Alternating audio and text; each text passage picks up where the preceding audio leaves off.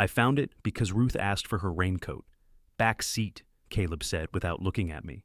He was standing at the foot of our stairs, arms folded, listening to the soft thump of drawers opening in our bedroom. I went outside. Rain stippled the driveway and shone on the roof of Caleb's gray Subaru. The raincoat lay across the back seat, but when I opened the door, one sleeve slid off a folded blanket. Underneath was Ruth's green suitcase. Beside it sat her pillow from our bed and the cedar box that held her mother's letters. Nobody packs 40 years of dead mother letters during the time it takes to clear dinner plates. I stood there with rain blowing onto my neck, holding that coat, trying to understand why Ruth was upstairs putting on a show with the brown suitcase if she had already decided what mattered enough to save. The porch light came on. "You find it?" Caleb called. I looked at the green suitcase again. "Sure did," I said. An hour earlier, he had been complaining about my chicken, not the taste. The chicken was good. Caleb had eaten enough of it to make criticism look physically demanding. He objected to the fact that I made it every other Sunday. "Dad, you know stores sell other animals now," he said, cutting through a second thigh. "It's not just chicken or famine." Jenna gave him the flat look she used when she wanted to disagree, without starting a new branch of conversation. "I like the chicken. You like everything when somebody else cooks it." "That's not true. I hated the soup you made. That was not soup. That was an experiment." Ruth smiled at that, but she kept moving her peas around her plate. We had been married long enough for me to recognize 3 versions of her silence. There was comfortable silence, which came with sock feet tucked under her chair. There was angry silence, which made her set down utensils with unnatural precision. And there was tired silence, which seemed to lower the temperature around her. That night, I told myself it was tired. "So, what are you working on this week?" I asked Caleb. He had bought a brick house across town the previous spring, and every visit since then included a report on something he had opened, stripped, removed, or discovered had been done criminally wrong in 1978. "The guest room," he said. Finally. Jenna took a drink of water. Caleb pointed his fork at his mother. "You should come help me pick a color. Jenna wants gray." "I want a gray with green in it," Jenna said. "That is still gray." "Most colors are still colors, Caleb." Ruth almost laughed. I saw it happen and disappear. "What would you choose?" Caleb asked her. "For your guest room?" "For any room. If no one told you to be sensible." The last few words landed strangely. Jenna lowered her glass. I looked from Caleb to Ruth, but Ruth was studying the peas again. "She'd choose that yellow we had in the kitchen before I repainted," I said. "Remember? Looked like mustard in bad light." Ruth lifted her eyes to me. "I liked that yellow. I know. It just made the room dark. I liked it." There was no force in her voice. That made it worse, though I didn't know why yet. Caleb leaned back. "There you go." "There I go." "Where?" "Nowhere. Forget it." I could have let it go. Usually I did. That was one of the things I considered a virtue then. Instead, I said, "If you've got something to say about my kitchen, say it." "Our kitchen," Ruth said. I turned toward her. She put her fork down carefully. Angry silence. I had misread it. "Our kitchen," she repeated. "It was supposed to be our kitchen. It is our kitchen." "No, Dan. It's the kitchen where you explained why the color I wanted was wrong." Caleb looked at Jenna as if a witness had just confirmed his opening statement. I said, "We're talking about paint from 12 years ago." "No, you're talking about paint." That was when I noticed Ruth had not eaten more than 3 bites. I reached for her plate. "You want me to warm that up?" She actually closed her eyes. Jenna whispered, "Oh boy," into her water. "What?" I asked. Ruth pushed back her chair. "I'm going to stay with Caleb for a while." The refrigerator hummed, rain ticked against the window over the sink. Caleb sat very still, which was how I knew he was not surprised. Jenna was. She looked at him. "She's what?" "Just for a while," Caleb said. "You knew?" "We talked?" "When?" "Can we not do this right now?" I kept my attention on Ruth. She had both palms against the table, as though steadying it. Her wedding ring caught the light over the stove. "What does a while mean?" I asked. "I don't know." "Tonight?" "Yes." "You're leaving tonight. I need some room to think. We have 3 bedrooms. Caleb exhaled through his nose. It was a practical answer. I knew it was practical while I was saying it. I also knew, from the look on Ruth's face, that practical was not what she had asked for. Still, I couldn't seem to find another kind. Ruth said, "This is exactly why I can't talk to you. You just told me you're moving out in front of company." "I'm not company," Caleb said. I looked at him. "You don't live here." That shut him up for perhaps 4 seconds. "Mom has been trying to tell you she's unhappy." "She can tell me. She has." Ruth said his name, softly. Caleb. But he had momentum now. Caleb always loved momentum. As a boy, he had once ridden a bicycle into our hedge because he preferred the possibility of a hole appearing to the humiliation of using the brakes. "You don't listen," he told me. "You wait for her to stop talking so you can fix a cabinet." "That's enough," Jenna said. "No, it isn't. Somebody has to say it." I turned back to Ruth. "Is that why he came tonight?" Her mouth tightened. That was my answer. The humiliation wasn't that she wanted to leave. Not yet. That pain was too large to have edges. The humiliation was realizing everybody at my table had been given a part except me. Caleb was the rescuer. Ruth was the woman who had finally found courage. Jenna appeared to have been cast as an extra without her knowledge. I was the wall Ruth had to climb. She stood. "I'm going to pack some things." Then she walked upstairs. Caleb followed her to the hallway but didn't go up. He stayed near the stairs, guarding the path or blocking it. I couldn't tell which. Jenna began collecting plates. "Leave them," I said. "I'm just helping." I said, "Leave them." She put down the plate in her hand. "Okay." It came out sharper than I meant it to. Most things did when I was trying hardest to sound calm. 10 minutes later, Ruth called down for her raincoat. So I went to Caleb's car and found the green suitcase. I brought the coat inside and handed it to Ruth when she came down. She had changed out of the blue blouse she wore to dinner and put on an old cardigan. In her right hand was the brown suitcase we use for short trips. Her eyes were red, but she wasn't crying. Caleb reached for the bag. "Hold on," I said.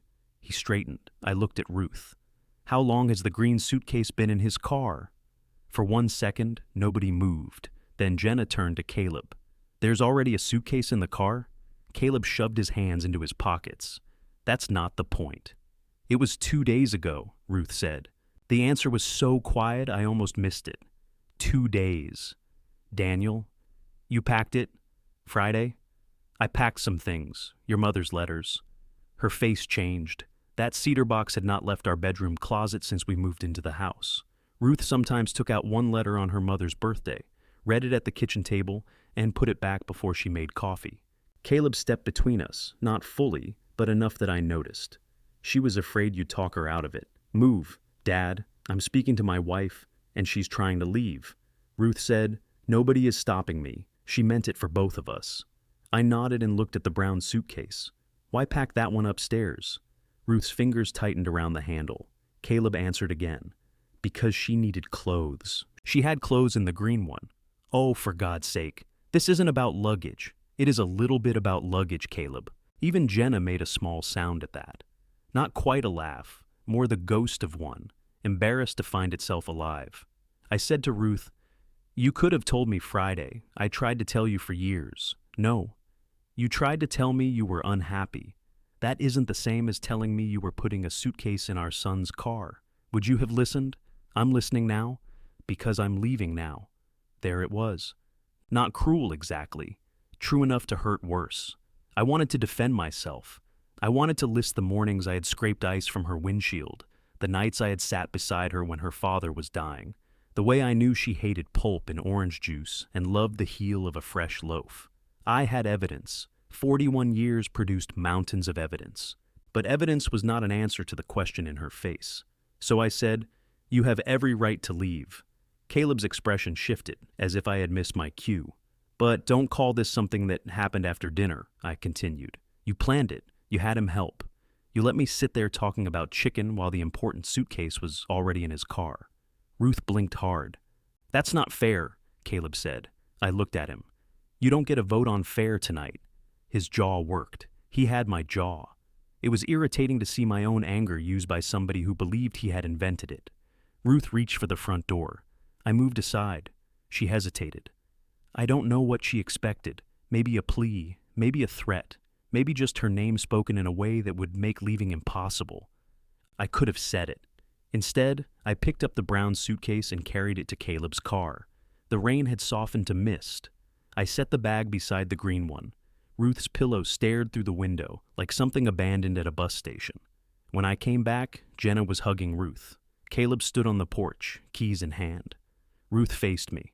"I'll call you tomorrow. Call when you know what you want to say." Her mouth opened, then closed. Caleb gave me a disgusted look. "Unbelievable." "No," Ruth said. We both looked at her. She pulled on the raincoat I had fetched. He gets to be angry. It was the first thing she had given me all night. Then she walked out. I watched from the doorway as Caleb loaded the brown suitcase on top of the green one. Jenna got into the front passenger seat. Ruth sat in back. That bothered me, though I couldn't have explained why. Maybe because she had just left her husband of 41 years and still wound up sitting behind her son. The taillights disappeared at the corner. Inside, 4 plates waited on the table. Ruth's chicken was nearly untouched. Caleb had left 1 clean bone and half a dinner roll. Jenna's napkin was folded as if she planned to return.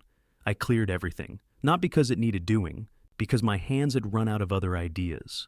I loaded the dishwasher wrong. Ruth had a system I had mocked for years, though never loudly. Plates toward the center, bowls along the back, long utensils flat on the upper rack. I found myself trying to remember it exactly. When I turned off the kitchen light, the yellow Ruth used to like seemed to glow through the white paint in my head. Upstairs, her side of the closet had 2 empty spaces. One for the suitcase she packed in front of me. One for the suitcase she didn't. I lay down on my side of the bed and lasted 11 minutes. The mattress tilted differently without Ruth. Not much, just enough for my body to keep expecting a weight that wasn't there. Every time the furnace came on, I heard the Subaru backing out again. At 12:30, I moved to the guest room. At 1:15, I went downstairs for water. At 2, I discovered the dishwasher made a knocking sound when a wooden spoon blocked the upper arm. Ruth would have known that before pressing start. I opened the machine and hot steam fogged my glasses. The spoon was one Caleb had given us in a set for Christmas. Decorative handles, useless balance. Ruth liked them because he had picked them out himself. I put it flat on the top rack and started the machine again. At 6:43, my phone buzzed on the nightstand. I had finally fallen asleep in the guest room wearing yesterday's undershirt.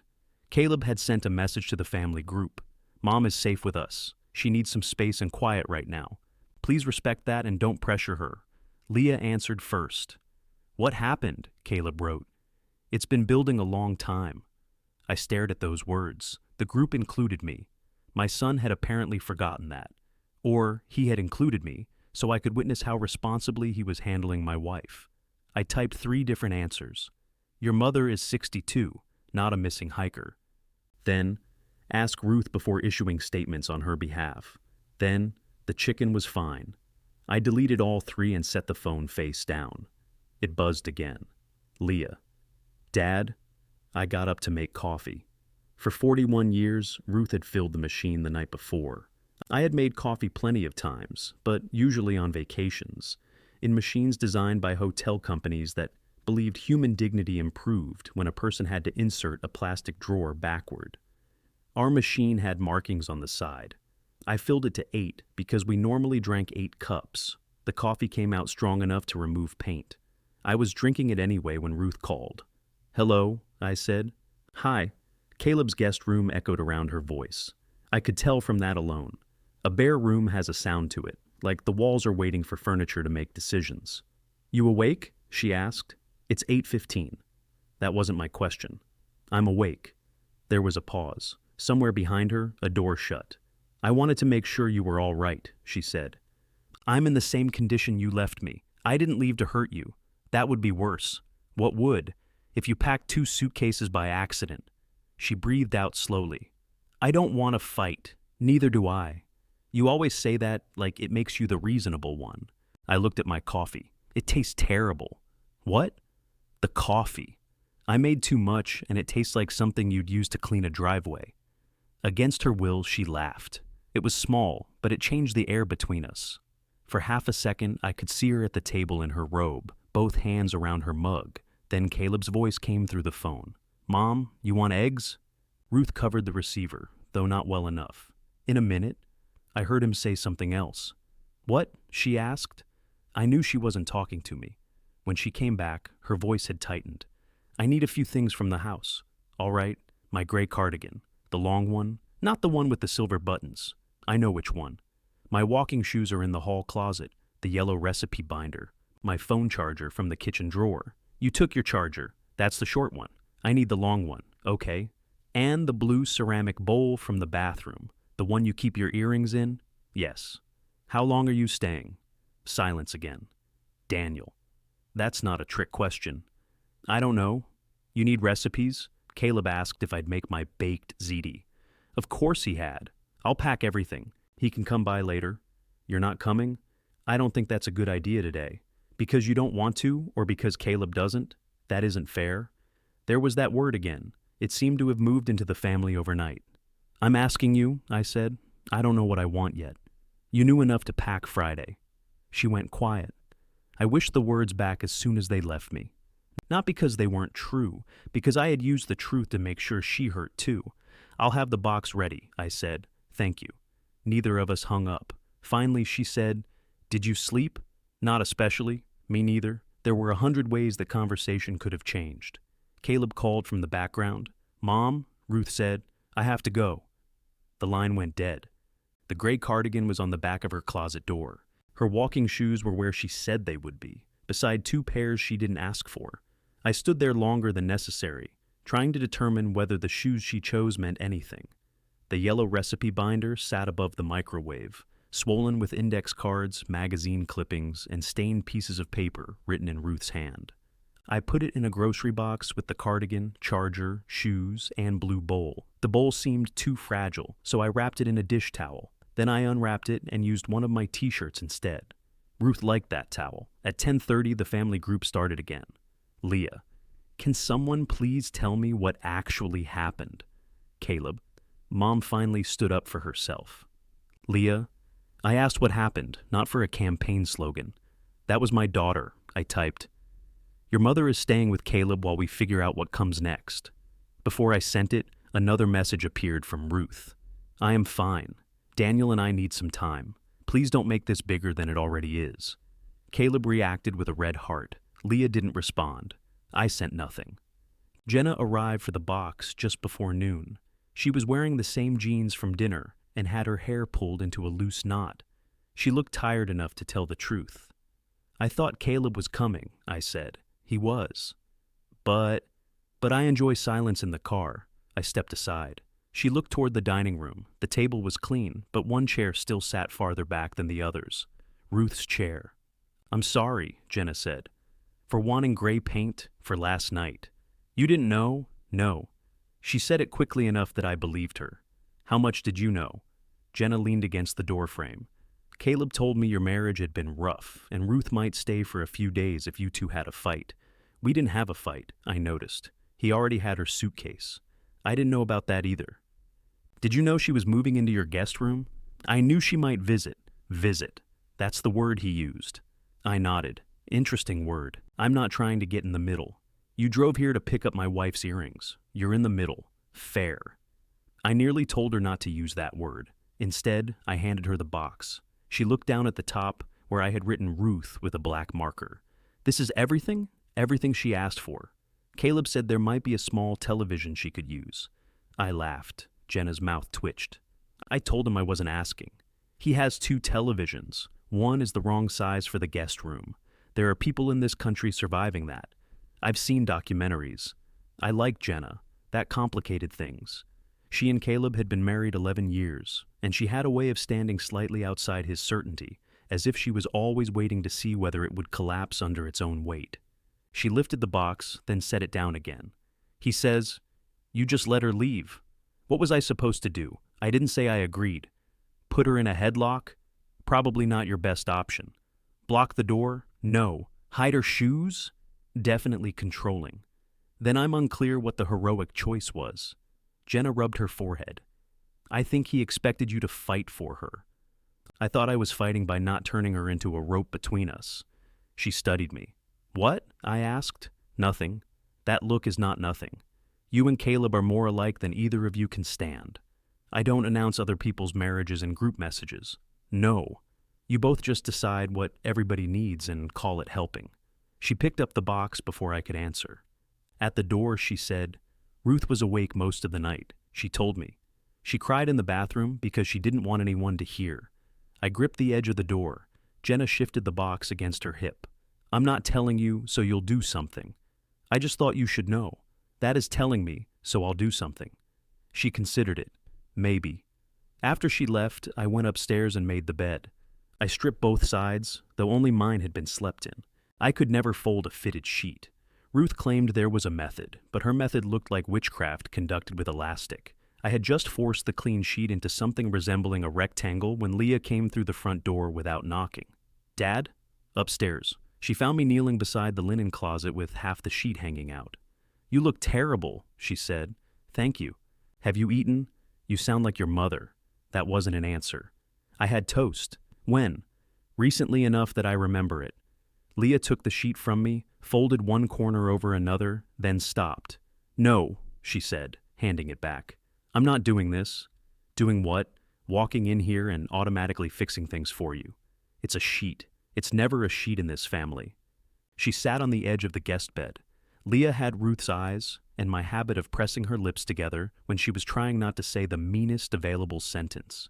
How long have you known Mom was unhappy? She asked. I don't know. Try. Your mother has been unhappy about different things at different times. So have I. You know what I mean? I knew she was restless. Restless. Don't grade the word, Leah. She's not a horse in a stall. I shoved the sheet into the closet and closed the door against it. Did she talk to you? I asked. Last week. There it was. What did she say? She said she didn't know how to get through to you. And what did you tell her? That she should stop hinting and make one clear request. To leave? No. To talk. Did you know about the suitcase? No. The first or the second? Leah stared at me. There were two? I sat in the chair across from her and explained only that much. The green suitcase on Friday, the brown suitcase after dinner, the cedar box and pillow already in Caleb's car. When I finished, Leah looked toward our bedroom. That was wrong, she said. Relief rose in me so fast it embarrassed me. Then she added, but if you use it to avoid everything that came before, you'll lose her.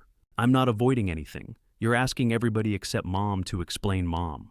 She left. She called you this morning. How do you know? Caleb told me. Of course he did. Leah watched me for a moment. You always let him do this. Do what?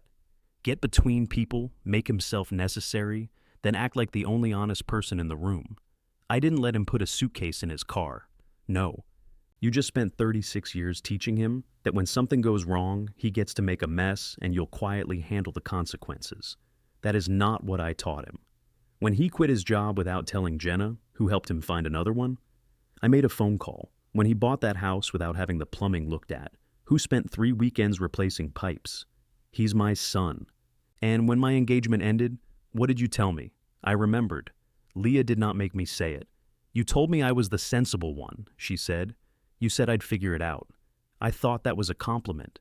It was an assignment. The room went quiet. I looked at the linen closet. One corner of the fitted sheet protruded through the door. What do you want me to do? I asked. Leah's expression softened, but only a little. Stop asking me what everybody else wants. Then she stood, kissed the top of my head, and left me there with the sheet still trying to escape. The sheet was still sticking out of the closet when my phone chimed. Ruth had sent a picture of the blue ceramic bowl sitting on Caleb's dresser. Made it safely. Thank you for using your shirt. I looked down at myself. I was wearing an older version of the same white undershirt, stretched at the neck and thinning near one shoulder. I typed, "You're welcome." Then I added, "The dish towel seemed more valuable." I erased that. I added, "I hope the ziti turns out." Erased that too. In the end, I sent only, "You're welcome." A red heart appeared beneath it. I couldn't tell whether Ruth had chosen it or pressed it by accident. I spent enough time staring that either possibility became insulting. The fitted sheet remained unfixed. Around 5, I opened the refrigerator and found half a lemon, 3 kinds of mustard, chicken, and a glass container with something under foil. Ruth labeled leftovers. She used blue painter's tape and a black pen because she said masking tape tore and clear tape was the work of the devil. The container said beans Thursday. It was Monday. I heated them anyway. While I ate, I noticed a small yellow paper stuck beneath the fruit bowl. Ruth kept lists everywhere, then accused herself of being disorganized because she couldn't remember which list was official. This one had coffee, onions, detergent, toothpaste, stamps, and call furnace people written on it. The furnace was fine. She always wanted it inspected before winter, and I always said I would do it myself. I put the list in my pocket. At the grocery store, I bought onions, detergent, toothpaste, stamps, and coffee. I also bought 12 bananas because they were on sale. I didn't need 12 bananas. Nobody needs 12 bananas unless they have a plan. Ruth would have bought 4, with 2 green enough to last. I stood in the checkout line holding my unreasonable number of bananas while the man behind me looked at them and then at me. "Potassium emergency," I said. He nodded as if he had survived one himself. Back home, I called the furnace company. The woman told me the earliest appointment was in 3 weeks. "That's fine," I said. "Will somebody be home between 8 and 4? I almost said my wife would be. "Yes," I told her. "I'll be home." Retirement had given me more hours than I knew what to do with. But until then, I had treated my time as expensive and Ruth's as available. I did not enjoy noticing that. Tuesday afternoon, Caleb texted, "Mom forgot her brown reading glasses in the basket with her sewing things. Can you bring those over around 4? Also, pantry cabinet is pulling loose. Bring your drill." I read it twice. Then I replied, "Have your mother call me about what she needs." 3 dots appeared immediately. Why? Because they are her things. I'm standing right next to her. Then she can call from very nearby. The dots came back, vanished, returned. This is childish. I put the phone down. It rang less than a minute later. "Ruth, Daniel, hello? Why are you making this difficult? Did you forget your reading glasses?" "Yes." "And your sewing basket?" "Yes." "Then I'll bring them." You could have just told Caleb that. I could have. She waited. "Is that all?" I asked. The red notebook from the desk. Top right drawer. I knew the notebook. Ruth wrote down books she wanted to read, recipes she wanted to try, places she wanted to go. I had seen it on the desk for years without opening it. The fact that Caleb knew nothing about it gave me an ugly little sense of satisfaction. "Anything else?" "No." 4 o'clock? That's fine. "And the pantry cabinet?" A longer pause. "I don't know anything about a cabinet," I figured. "Daniel, please don't go over there looking for reasons to be angry. I already have reasons. I don't need to look." She made a sound that might have been exhaustion. "I'll see you at 4, I said. Her reading glasses were on the bedside table beneath a paperback. The sewing basket was in the closet, and the red notebook was exactly where she said. I picked it up and felt its weight. For one shameful moment, I wanted to open it. The elastic band around the cover had become twisted. I straightened it instead. Caleb's house smelled like sawdust and baked tomatoes. The front hall had no baseboards. A row of paint samples covered one wall in pale colors with names like Quiet Fog, Morning Heron, and Ash Whisper. They all looked gray. Ruth opened the door before I knocked twice. She wore the long cardigan I had packed and had tied her hair back with one of Jenna's scarves. "You found everything?" I held up the canvas bag. Glasses, basket, notebook. She took it carefully, as if our hands touching might trigger an alarm. "Thank you." From the kitchen, Caleb called, "Dad, the cabinet's in here." Ruth looked toward his voice, then back at me. "You don't have to fix anything. I didn't bring my drill." Her eyebrows rose. "Personal growth," I said. That almost earned a smile. Jenna came down the stairs carrying a roller tray. There was a streak of paint across her cheek. "Hi, Daniel. What color one?" "Gray," Caleb called. Jenna set the tray on a stack of flattened boxes. "Green-gray." "Gray," he repeated. Ruth's eyes met mine. I didn't say anything about yellow kitchens. Not then.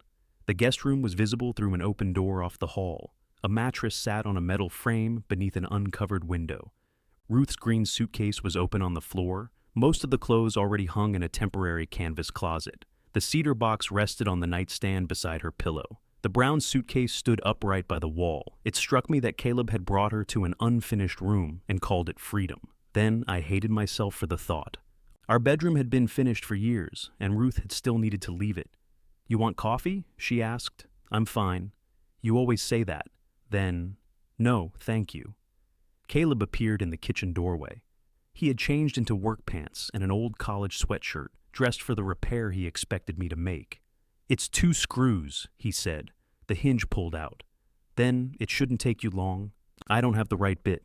You have my old bit set. I can't find it. Then it's probably wherever you left it.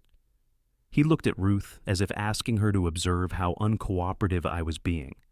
You drove all the way over here to bring your mother her things, and you're going to leave a cabinet hanging off the wall to prove a point?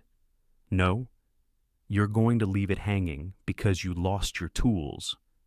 Jenna turned away, but I saw her shoulders move. Caleb saw too. Glad everybody's enjoying this. I'm not, Ruth said. That shut us all up. She set the canvas bag on the stairs. Can I talk to Daniel alone? Caleb's face tightened. Of course. But he didn't move. Jenna picked up the roller tray. Come help me decide whether Morning Heron looks like a bird threw up. It looks exactly like the other one. Then this should be quick. She caught the back of Caleb's sweatshirt and pulled him toward the stairs. He went, but not before giving me a look usually reserved for men standing too close to unattended vehicles. Ruth opened the front door. Outside, we sat on the unfinished porch steps. The rain had cleared, leaving the air cold and bright. Across the street, a woman walked a white dog that stopped at every mailbox with the concentration of a building inspector. Ruth tucked the cardigan around her knees. You didn't call yesterday, she said. You asked for space. I asked for room to think. I didn't ask you to disappear. I'm at home. You know what I mean. No, I don't. That's part of the problem. She looked toward the street. I rubbed my palms together. If I call, Caleb says I'm pressuring you. If I don't, it proves I don't care. Those are bad options. This isn't about Caleb. He seems to think it is. So do you. The dog across the street rejected one mailbox and advanced to the next. Ruth said, I thought you might fight for me. There it is. What? The test. It isn't a test. You arranged to leave without telling me, and now my reaction is being graded. I needed to know if losing me would wake you up. I'm awake, Ruth. Are you? I turned toward her. I haven't slept in 2 nights. I made coffee that could dissolve a spoon. I bought 12 bananas. She stared at me. They were on sale, I said. Her mouth twitched, but her eyes filled. I don't want you helpless, she said. That's not what I want. Good. Because I'm not helpless. I know that. You wanted me hurt. No. You wanted me hurt enough to become somebody else. She wiped beneath one eye with the heel of her hand. I wanted you to notice. The anger went out of me so quickly it left me cold. I noticed the kitchen, I said. What kitchen? Ours. The yellow. She leaned back slightly. I knew you liked it, I said. I thought the room looked dark, and somehow that became the end of the conversation. Daniel, this is not about paint. I know. I'm starting with paint because it's a thing I can point to without pretending I understand all of it. She looked down at her hands. I should have listened, I said. I should have left it yellow if yellow mattered to you. It wasn't that yellow mattered more, it mattered to you. That should have counted as much as what mattered to me. The front door opened behind us. Caleb stood there. Mom, Jenna wants to know whether you put oregano in the sauce yet. Ruth closed her eyes. I'm talking to your father. I know, I'm just asking about dinner, then asked Jenna to taste it. She said, you know the recipe. It's tomato sauce, Caleb, not a nuclear launch. He looked at me as if my presence had infected her. Ruth stood. I'll be in soon. After the door shut, she said, he's trying to help. I know. He loves me. I know that too. He thinks I've been unhappy for a long time. Have you? She looked at me, and for once I did not offer her an easier question. Yes, she said. The word landed cleanly. I nodded. She waited for me to argue. When I didn't, she crossed her arms. That's all you're going to say? What would you like me to say? There. That. You make me tell you how to respond, and then you follow the instructions like you're assembling furniture. I'm trying not to make it worse. You hide inside that. I looked across the street. The white dog had finished its inspection and was dragging the woman home. You're right, I said. Ruth seemed almost annoyed. I don't know what to do with you when you agree. That makes 2 of us. This time she did smile, though it broke halfway through. I stood. I'm going home. Are you angry? Yes. With me? Yes. She nodded as if honesty, even unpleasant honesty, had weight she could trust. At the door, I said, I'm also sorry. For the kitchen? For making you explain why you should get a say in a room you used every day. Her eyes lowered. That's not the only thing, I said. It's just the first one I can say without lying. I left before Caleb could invent another cabinet. At home, the bananas sat in a yellow pile on the counter. I moved the fruit bowl and found the edge of an old brochure caught behind it. Beginner Ballroom, Tuesday evenings. Ruth had circled the phone number in blue ink. I remembered her bringing it to me 2 years earlier. I had said ballroom dancing sounded like walking while somebody watched. She had laughed, but she had never mentioned it again. The class started at 7. At 6:52, I was sitting in my car outside the community center, watching couples walk through the glass doors. At 6:58, I nearly drove home. At 6:59, I got out. Inside, 12 people stood in 2 uncertain rows beneath fluorescent lights. A woman in black pants and red sneakers clapped when I entered. Great, we have an even number. That was a lot of responsibility to place on a stranger. I might only be watching, I said. Then we have an odd number and a critic. A few people laughed. She held out her hand. I'm Marisol. Daniel. First time? Is it that obvious? You came in looking for the nearest fire exit.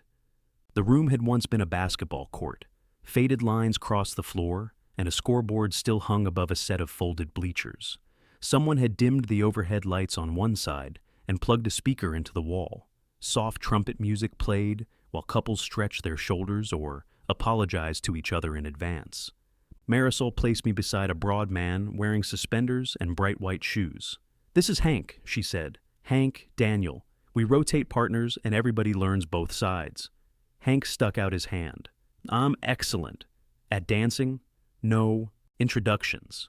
Marisol clapped again. All right, tonight we're doing basic rumba. Nobody panic. It is just slow, quick. If you can count to 3 inaccurately, you're qualified. Hank leaned toward me.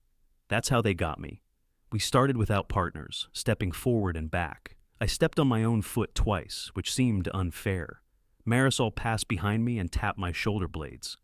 Loosen these. They're attached. They can be attached and relaxed. That sounds medically questionable. She moved on. Ruth would have laughed. The thought came so naturally that I turned toward the door, half expecting to see her standing there with her arms folded, enjoying my suffering. She wasn't. When we paired up, Hank chose to follow first. I have a bad habit of leading everything, he said. So do I, apparently. Married? Yes. He looked at my bare hand. I had left my wedding ring on the dresser after taking it off to wash chicken grease from under it Sunday. I had forgotten to put it back on. Complicated? He asked. It wasn't until people started using that word. Mine's dead. I'm sorry. My marriage, not my wife. She lives in Tampa with a dentist. I looked at him. What? You were getting sympathetic. I was. Save it for the dentist. Marisol demonstrated the frame. One hand up, the other on a shoulder blade. Enough space between 2 bodies to move without dragging. Leading is not hauling, she said. You invite, your partner answers. If the answer comes half a beat later than you expected, you adjust. You do not punish them by forcing the step. The sentence bothered me so much I missed the count. Hank bumped my shoe. You're going backward, I know. You're doing it in a very committed way. We rotated. I danced with a short woman named Pauline, then a tall man named Curtis, then a woman in purple glasses who said, Your hands are nervous. My hands are fine. They're apologizing. By the end of the hour, my shirt stuck to my back, and every muscle below my waist had filed a complaint. Marisol stood by the door handing out class cards. You coming next week? She asked. I haven't decided. That means yes, does it? People who mean no leave before I ask. Outside, the parking lot had emptied. I sat behind the wheel and put my ring back on. There were 2 missed calls from Caleb and a voicemail from Ruth. Hi. Caleb invited Leah over Thursday, and I'm making dinner. We thought maybe you could come too. Not to talk about everything, just dinner. You don't have to. Call me. I listened twice. Then I called her. She answered quickly. Hi, is this your invitation or Caleb's? Mine. Is he standing there? No. Is he nearby? Daniel, I'm learning to ask specific questions. She gave a tired laugh. He's upstairs arguing with a paint roller. Who's winning? The roller. I leaned my head against the seat. What are you making? I asked. Ziti. He got his wish. I wanted to cook. I could hear the defense in her voice. I didn't say you didn't. You were thinking it. I was thinking he asks a lot. So do you. That's true. The quiet after that was not comfortable, angry, or tired. It was something new. Two people leaving space on purpose. Thursday at 6, she asked. I'll come. When I got home, I ate one banana over the sink and took 2 painkillers for my hips. Then I found my wedding ring box on the dresser. Inside was the receipt from when we had resized Ruth's ring 15 years earlier. On the back, in her handwriting, she had written, "Pick up yellow paint samples." I sat on the edge of the bed, holding that little square of paper. The urge to call her was almost unbearable. I wanted to tell her I had gone dancing. I wanted credit for 1 hour of clumsy movement. I wanted her to know before the change had cost me anything. Instead, I placed the receipt on my nightstand and went to sleep. Thursday, Caleb opened his front door wearing an apron that said, "Kiss the cook." Optimistic, I said. It was a gift. From somebody who hadn't eaten your soup? He stepped aside. We're trying to have a normal dinner, then take off the apron. The pantry cabinet still hung crooked behind him. One hinge had pulled free, leaving the door tilted like a loose tooth. My hands itched to fix it. I brought bread and a bottle of wine. Caleb took both without thanking me and carried them to the kitchen. Ruth stood at the stove with tomato sauce on one wrist. Her hair was loose, and she wore the blue blouse from Sunday. Seeing it stopped me near the doorway. She noticed. "What?" she asked. "Nothing? You have a face. I've always had one. That particular face." I set the wine on the counter. "You wore that Sunday." She looked down at the blouse as if she had forgotten. "It was clean. Looks nice." "Thank you." Caleb opened the wine. "See? Normal already." Ruth turned back to the stove. Jenna came in through the rear door carrying a laptop bag and 3 envelopes between her teeth. She dropped the envelopes on the counter and kissed Ruth's cheek. "That smells incredible. Your husband has been tasting it every 4 minutes." "I'm supervising," Caleb said.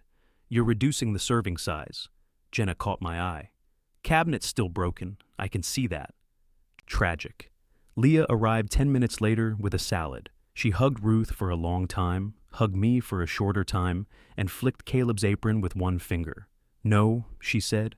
"That's what I told him," I said. We sat around Caleb and Jenna's dining table, which was really a folding table covered with a good white cloth. 2 light fixtures hung above it, only one with a bulb.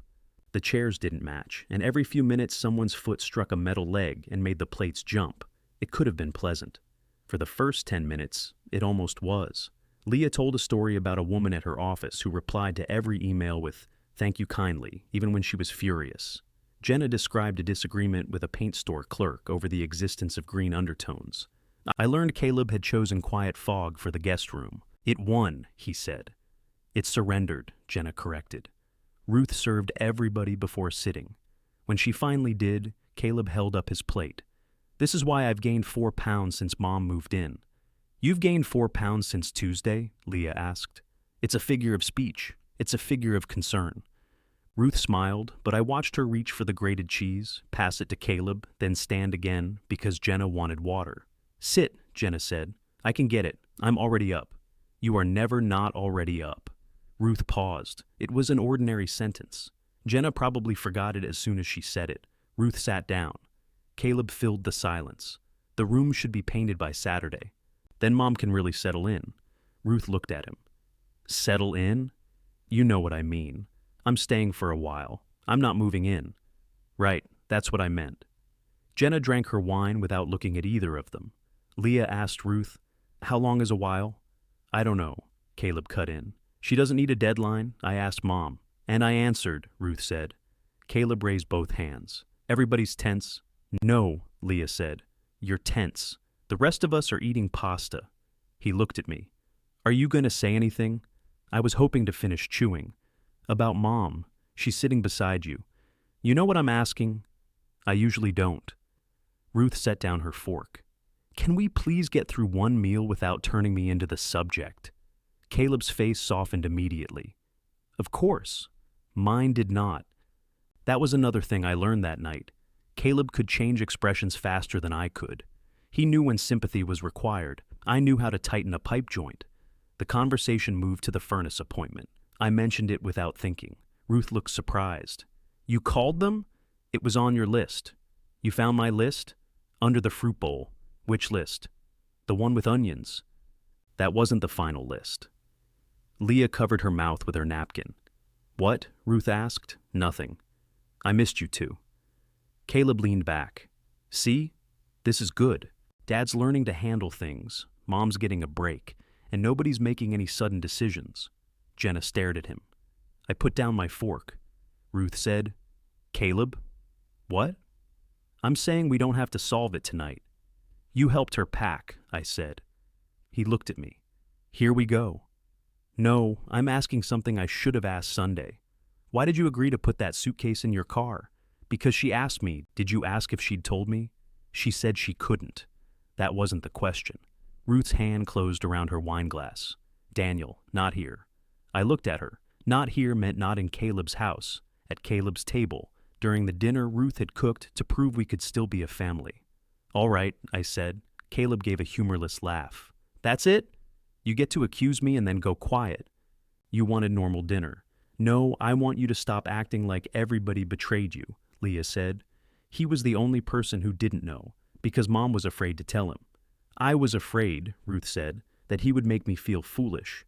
We all turned to her. She looked at me across the table. You wouldn't have yelled. You would have explained why leaving was unnecessary until I doubted myself. I felt the truth in that and hated its shape. You're right, I said. Caleb opened his mouth. I held up one hand. But being right about me doesn't make everything you did right. Ruth's eyes shone. Nobody spoke until Jenna reached for the bread and knocked her glass over. Wine spread across the white cloth, ran around the serving dish, and dripped onto Caleb's floor. 4 people stood at once. Ruth was the first to sit back down, then Leah, then Jenna. Caleb grabbed a towel. I stayed standing 1 second longer, my body already halfway toward cleaning what somebody else had spilled. Then I sat too. Caleb pressed the towel into the wine with both hands. Don't rub it, Jenna said. I'm blotting. You're spreading it. I am applying pressure. You're applying pressure in circles. He looked up from the floor. Would anybody else like to manage this emergency? No, Leah said. You seem to have established command. Ruth reached for the stack of napkins. Jenna touched her wrist. Please, sit. Ruth looked at her hand, then at Jenna. I spilled it, Jenna said. He volunteered. We're going to let this beautiful moment happen. Caleb muttered something into the towel. I could have told him club soda would help. Ruth kept a bottle in our pantry for stains, though I had spent years calling that bottle clutter. I kept my mouth shut. Caleb disappeared into the kitchen and returned with a roll of paper towels. He tore off enough sheets to absorb a pond. You're using the whole roll, Ruth said. Everybody looked at her. She took a breath. Never mind. No, Mom. Apparently we're all practicing boundaries now. Caleb dropped the paper towels on the spill. Please tell me the correct number of sheets. Don't be ugly, Jenna said. I'm not being ugly. You're wearing an apron that says, kiss the cook, while insulting the cook. That apron is not legally binding. Leah stood and carried her plate to the kitchen. This was lovely. We should do it every 12 years. Ruth's shoulders sagged. I hated seeing that. I also hated that my first instinct was to fix the dinner by telling everybody to calm down. That phrase had ended more honest conversations in our family than any slammed door. So, I picked up my plate and asked Ruth, Where do you want this? The sink is fine, Caleb said. I'll handle it. Ruth looked at him. Daniel asked me. The room went still for half a beat. The sink, she repeated. I put it there. Leah helped Jenna clear the rest. Caleb wrestled the tablecloth free and carried it to the laundry room, leaving the bare folding table exposed. The white cloth had made the room look almost finished. Without it, we were 5 adults standing around temporary furniture in an unfinished house, pretending one of us had created refuge. Ruth wrapped the remaining ziti in foil. Take some home, she told me. You'll need it here. There's plenty. Caleb came back. He can make his chicken. Ruth closed the foil harder than necessary. He likes my ziti. I do, I said. She handed me the dish. At the front door, Leah kissed Ruth's cheek and whispered something I couldn't hear. She gave Caleb a one-armed hug that looked like a safety demonstration. I'll call you tomorrow, she told me. You don't have to. I know. She left before I could turn that into an argument. My coat was hanging on a temporary hook beside Ruth's raincoat. The 2 sleeves touched. I lifted mine carefully so I wouldn't knock hers down.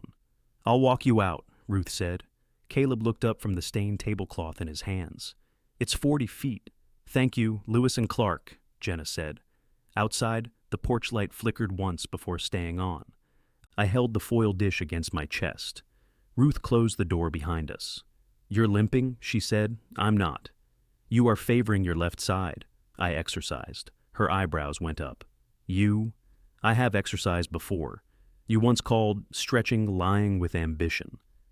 That remains my position. What did you do? I looked past her at the dark street. Telling her would have been easy. I could already imagine her surprise, the small rearrangement in how she saw me. I wanted that rearrangement too much. Something I should have tried a long time ago, I said. That is very mysterious. It isn't interesting enough to be mysterious. She waited, but I didn't add anything. You were right at dinner, she said. About Caleb? Don't enjoy it. I'm trying not to. He shouldn't have put himself between us. No, but I did ask him to. I know. I was scared. I know that too. She crossed her arms against the cold. You keep saying you know. I'm trying to keep from telling you how to feel about what you did. You could tell me how you feel. I feel betrayed. Her eyes moved to the foil dish between us. I feel embarrassed, I continued. I feel like our son got to know something about my marriage before I did, and I'm angry that part of me is still worried you forgot to bring a warm enough coat. She smiled without humor. That sounds like you. I'm not sure it's a compliment anymore. It can be. It just can't be everything. The porch light buzzed above us. I'm sorry, she said. It was the first direct apology either of us had offered for Sunday. I nodded once. That's all? She asked. I don't want to make you work for forgiveness while you're standing on Caleb's porch. Do you forgive me? Not tonight. She flinched, but she did not look away. Do you forgive me? I asked. No? Then we finally agree on something. A real laugh escaped her. It turned into a breath she had to steady. The door opened behind her. Caleb held out Ruth's phone. You left this on the table. I was coming back. I know. He stayed there until she took it. I walked to my car without looking over my shoulder. At home, I put the ziti in the refrigerator and found 3 bananas had developed brown spots. Their decline felt accusatory. I carried one upstairs, sat at the desk, and took out a sheet of Ruth's good stationery. Dear Ruth looked too formal. Ruth looked like I was calling her from another room. I wrote, You were right about the kitchen. Then I tore it up. The second attempt began, I am trying to understand. I tore that one up too. Trying sounded like a receipt I expected her to sign. On the third sheet, I wrote, Ruth, I decided the kitchen color because I believe my reason was more sensible than your preference. I did the same with the dance class, the trip to Savannah you wanted instead of another week at the lake, and the dining chairs I replaced without asking because one leg felt loose. I made choices for both of us, then called our lack of argument agreement. When you told me you were lonely, I answered with jobs I had done for you. Those things were love, but I used them to avoid hearing that the love I offered was not always the love you needed. You should not have had to become unhappy enough to leave before I took you seriously. I am not writing this to ask you to come home. I am writing because these things were true before you packed either suitcase, and they remain true whether you return or not. Daniel. I read it 6 times. It still felt incomplete. There were other rooms, other trips, other moments I could not yet see, because I had spent years sanding down every conflict until I forgot what shape it started with. But the letter did not promise completeness. I folded it and wrote her name on the envelope. The following morning, my phone rang while I was separating laundry into 3 piles based on instructions I had found taped inside a cabinet door. It was Leah. Are you washing something? She asked. How can you hear that? The machine sounds like it's trying to escape. It's towels. Did you put 1 towel in there? There are 2. She sighed. Balance the load. I thought you weren't fixing things for me. I'm preventing property damage. I added 4 more towels. The machine settled. How are you? She asked. Still separated. That wasn't what I asked. Apparently none of you are satisfied with factual answers. We grew up with you. I leaned against the dryer. I owe you an apology, I said. Leah went quiet. When your engagement ended, I called you sensible because I didn't know what to say. You were hurt, and I gave you a compliment that meant I didn't have to help carry it. Dad. I'm not finished. Of course you're not. I did more for Caleb because he made his needs obvious. You made yours manageable. That didn't mean they were smaller. The washing machine churned behind me. Leah cleared her throat. Did Mom tell you to say this? No. Did somebody give you a book? No. Are you dying? Not before these towels finish. She laughed, then sniffed. I was so angry with you, she said. You had reason. I'm still angry. All right, you don't get points for being agreeable. I suspected. Another silence opened, less hostile than the ones before it. Thank you, she said. You're welcome. What are you doing today? Taking your mother, her car? She asked. She texted this morning. Caleb has some meeting, Jenna's working, and Ruth wants to go to the store without coordinating transportation. Do you need a ride back? I'll call a car. I can take you. No, because you don't want to use me. Because you have a life. I also have a car. I know. Dad, letting people help is not the same as making them responsible. I looked at the envelope on the kitchen counter. Fine, I said, but I'm buying lunch. You can buy lunch if you allow me to choose where. That seems excessive. Growth is painful. Leah followed me to Caleb's house in her car. I drove Ruth's, a blue sedan with a cloth grocery bag on the passenger floor and cinnamon gum in the cup holder. Her seat was too far forward. I started to adjust it, then stopped. I could survive 15 minutes with my knees bent. Ruth came outside when we pulled up. She wore jeans and a green sweater I had not packed. Maybe it belonged to Jenna. Her face softened when she saw her car. You didn't have to bring it. Yes, I did. I could have picked it up. Then why didn't you? She glanced toward Caleb's house. There was never a good time. I handed her the keys. Leah stayed in her car, watching without appearing to. I put something on the passenger seat, I said. Ruth looked through the window at the envelope. What is it? A letter. Am I supposed to read it now? No. What am I supposed to do after? Whatever you want. She studied my face, waiting for the hidden request. There wasn't one. I stepped back. Ruth opened the driver's door, saw the seat position, and looked at me again. You didn't move it. My knees may never recover. Her thumb pressed against the key fob. Thank you for bringing it, she said. I nodded and walked toward Leah's car. Behind me, I heard Ruth open the passenger door and pick up the envelope, but I did not turn around. Leah waited until I had fastened my seatbelt. You wrote Mom a letter? Yes. On paper? That is generally where letters go. What did it say? It was addressed to her. I know, I'm asking as the daughter whose lunch may be interrupted by a reconciliation, a divorce, or both. Neither is happening before lunch. She started the car. You sound certain. I'm hungry. We went to a diner Leah liked because the coffee was good, and, according to her, the waitress understood boundaries. The waitress called her honey and brought fries before we ordered. See, Leah said, I'm not sure you understand boundaries. I understand potatoes. She ordered a turkey club. I asked for soup and immediately regretted it when she smiled. What? Caleb's soup. That was an experiment. You remember that? Some things mark a family. While we waited, she asked what I had done to my hip. Your mother noticed too. You're moving like a man who lost an argument with a treadmill. I went dancing. Leah stopped with a fry halfway to her mouth. I looked toward the window.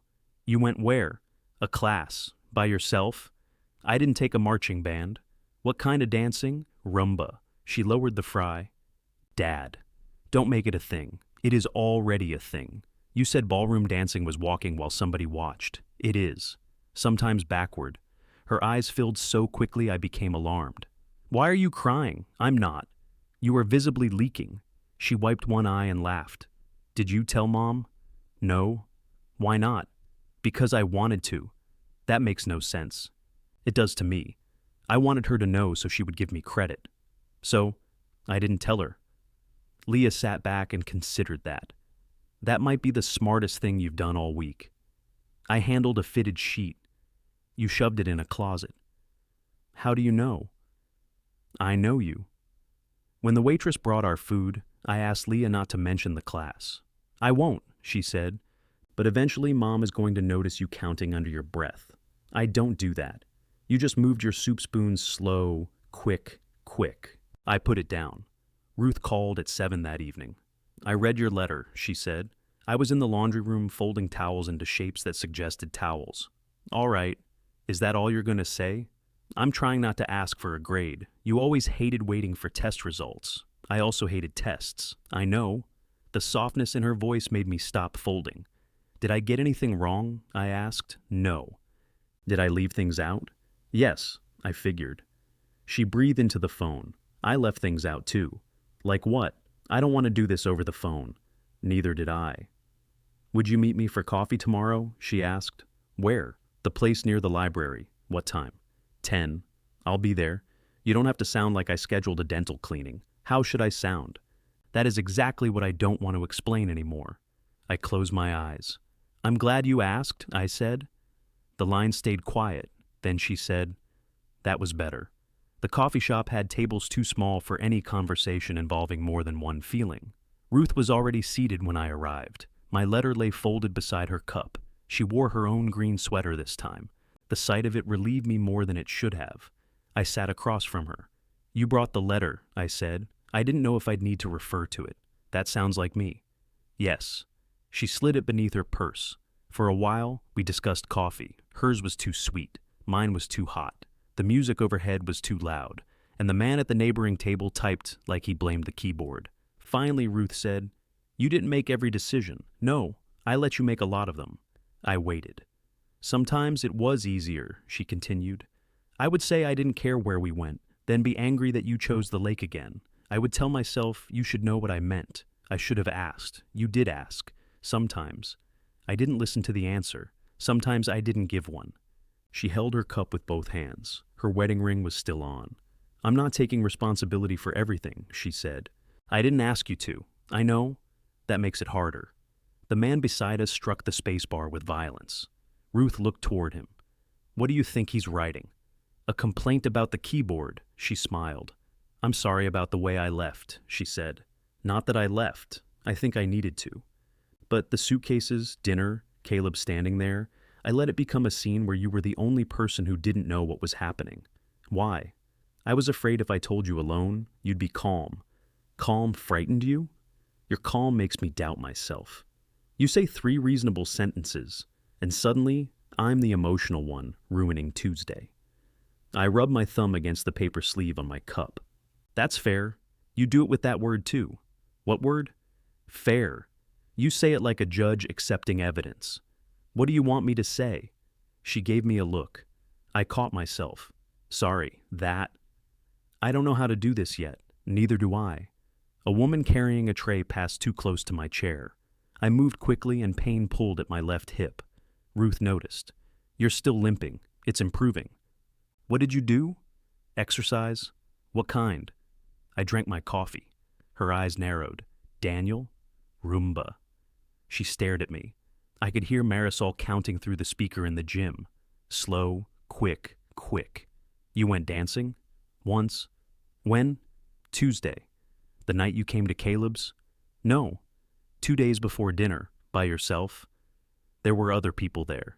That is generally necessary. Her eyes shone, but not in the way I expected. She looked hurt. So, all I had to do was leave. The sentence went straight through me. I thought that too, I said. Do you know how many times I asked? Yes. No, you don't. You're right. I bought you shoes. They pinched. You never wore them long enough to know. I know that now. She turned her cup slowly between her hands. Did you go so you could tell me? Yes. Her face hardened. That's why I didn't tell you, I added. I wanted to show you I had changed after one class. It would have been another way of controlling the answer. Some of the hardness left. How did you end up there? I found the brochure behind the fruit bowl. The old one? You circled the number. That was 2 years ago. I know. Who did you dance with? A man named Hank told me his wife lives in Tampa with a dentist. Ruth blinked. What? We rotate partners. A laugh escaped her, then another. She covered her mouth. It isn't funny, I said. It's a little funny. I stepped on myself. That's more funny. I watched her laugh, and for several seconds the separation disappeared. Then she lowered her hand, and the distance returned. Don't keep going because you think it will bring me home, she said. I don't know why I'm going yet. Are you going back? Yes. She nodded. I looked at the letter beneath her purse. Is Caleb reading those? Her expression changed. No, I had to ask. He wouldn't. He speaks for you often. I'm trying to stop that. Is he trying? He thinks he's protecting me. From what? You. There was no pleasure in her answer. Are you afraid of me? I asked. No. Were you ever? Not that you would hurt me. I waited. I was afraid I'd disappear beside you, she said. The keyboard at the next table went silent. Suddenly the whole room seemed to have heard. I lowered my voice. Is there somebody else? No. She answered without hesitation. Was there? No. Daniel? No. I nodded. Is there somebody else for you? She asked. My most intimate relationship this week has been with a washing machine. I'm serious. So am I. No. She traced a damp circle left by her cup. I want us to agree on something. What? If we talk to each other. Not through Leah, not through Caleb, not through Jenna. Yes. And if one of us needs space, we say that instead of punishing the other person with silence. I wasn't punishing you, I know, but I couldn't tell. That was worse than an accusation. All right, I said. She held out her hand across the small table. I looked at it. It isn't a contract, she said. I know. You look suspicious. I'm adjusting. I took her hand. It was warm and familiar, and I had no idea what it meant. She squeezed once, then let go. Her phone buzzed beside her purse. She read the message and closed her eyes. What? I asked. Caleb scheduled someone to measure the upstairs windows. He wants me at the house between noon and 4. Did he ask you? He's asking now. The message buzzed again. Ruth typed something. What did you say? I said I have plans. Do you? I do now. She stood and slid my letter into her purse. Where are you going? To buy paint. For the guest room, for a chair I found at a resale shop. What color? She looked at me for a long second. Yellow. I smiled before I could stop myself. When I got home, Caleb's truck was in my driveway. He stood on the porch with his hands in his coat pockets. Whatever you said to Mom, he began.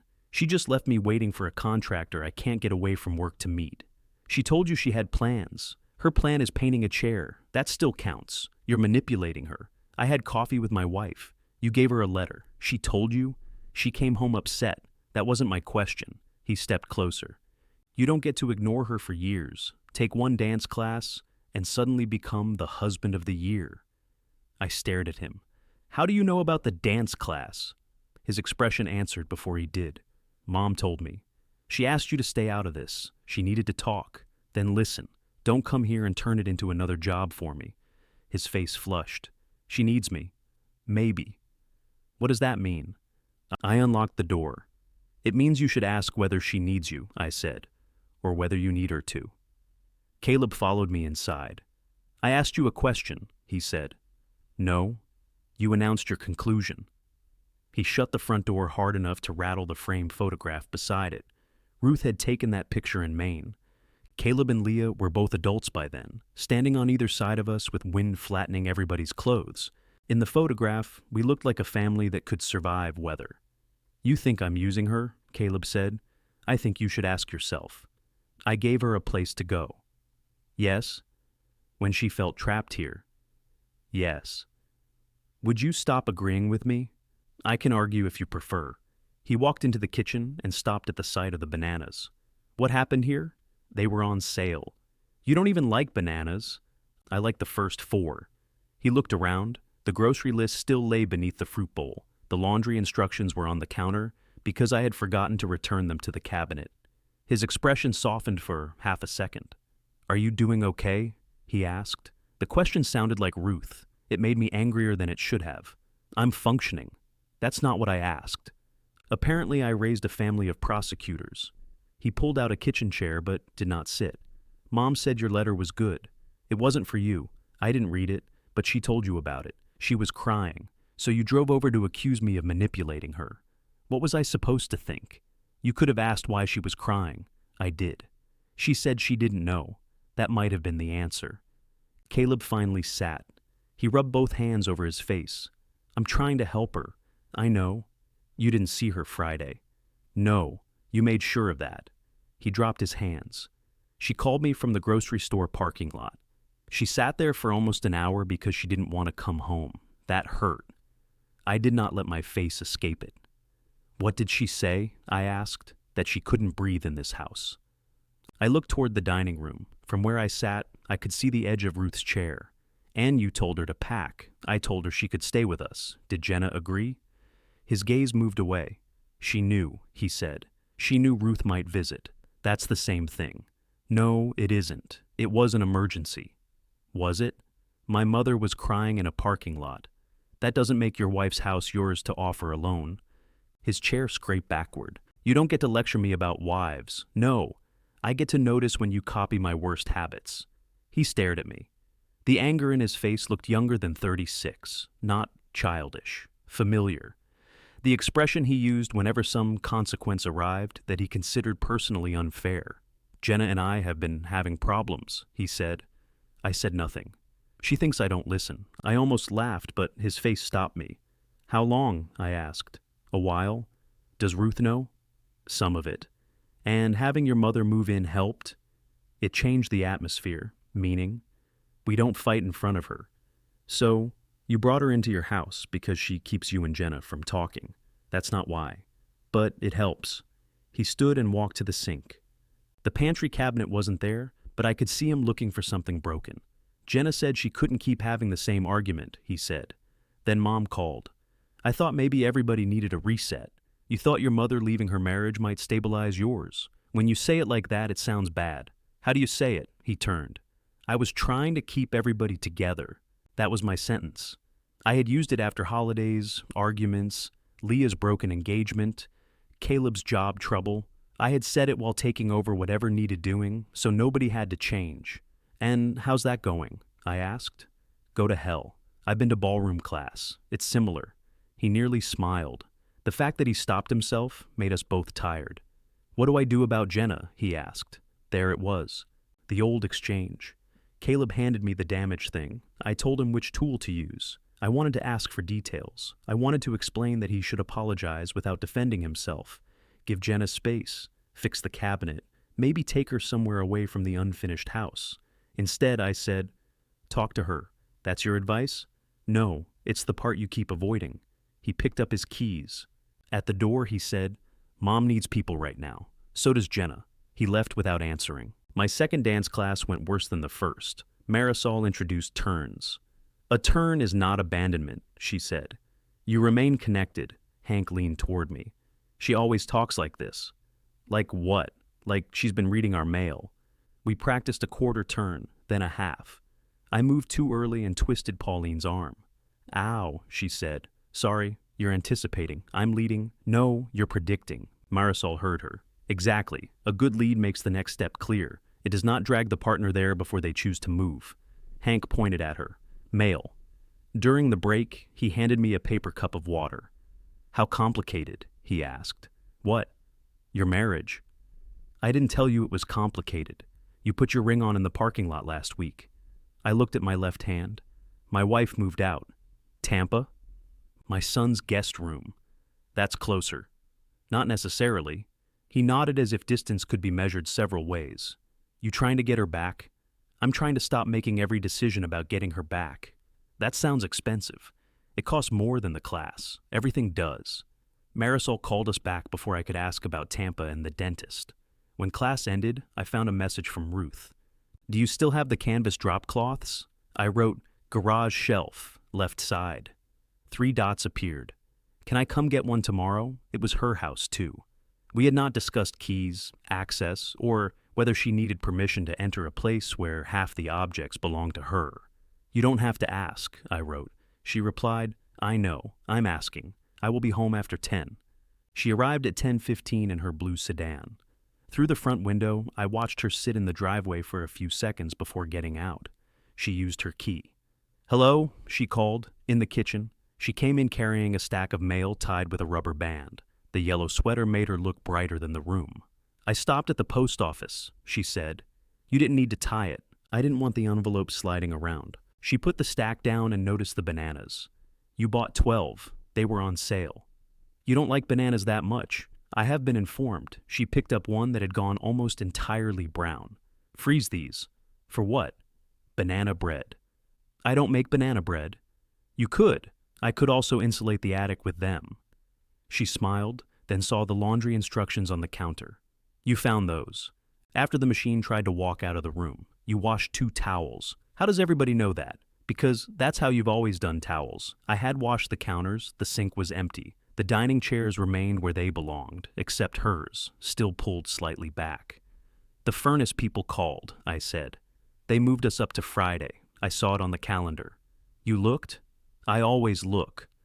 The statement held more than calendars. I'm going to get the drop cloth, I said. I'll come. In the garage, I pulled the folded canvas from the left shelf. Ruth stood beside the workbench, running one finger over the layer of sawdust. You haven't used this lately, she said. I haven't had anything to build. You always find something. Maybe I ran out of things that needed fixing. She looked at me. That doesn't sound like you. I'm trying something different. I handed her the cloth. What color is the chair? The seat is yellow. The frame will be blue. That sounds bright. That is the point. Where are you putting it? In the guest room. I pictured the gray-green walls, the mattress, her mother's cedar box, and the yellow chair declaring itself in the middle of all that quiet fog. Caleb approve? Her expression cooled. That was a joke. No, it wasn't. You're right. She folded the drop cloth over her arm.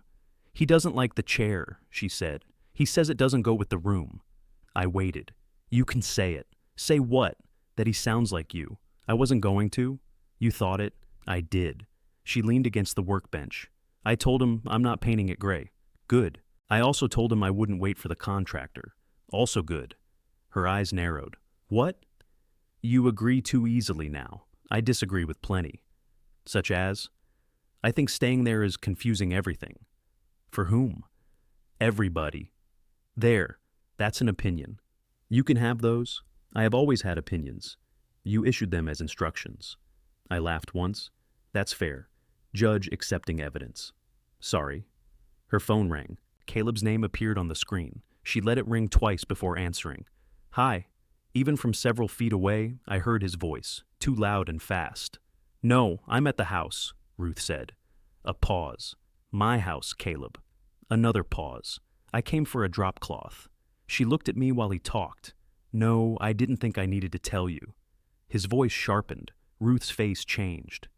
You helped me leave because you said I should be able to make my own choices, she said. That cannot mean I only get to choose what you would choose for me.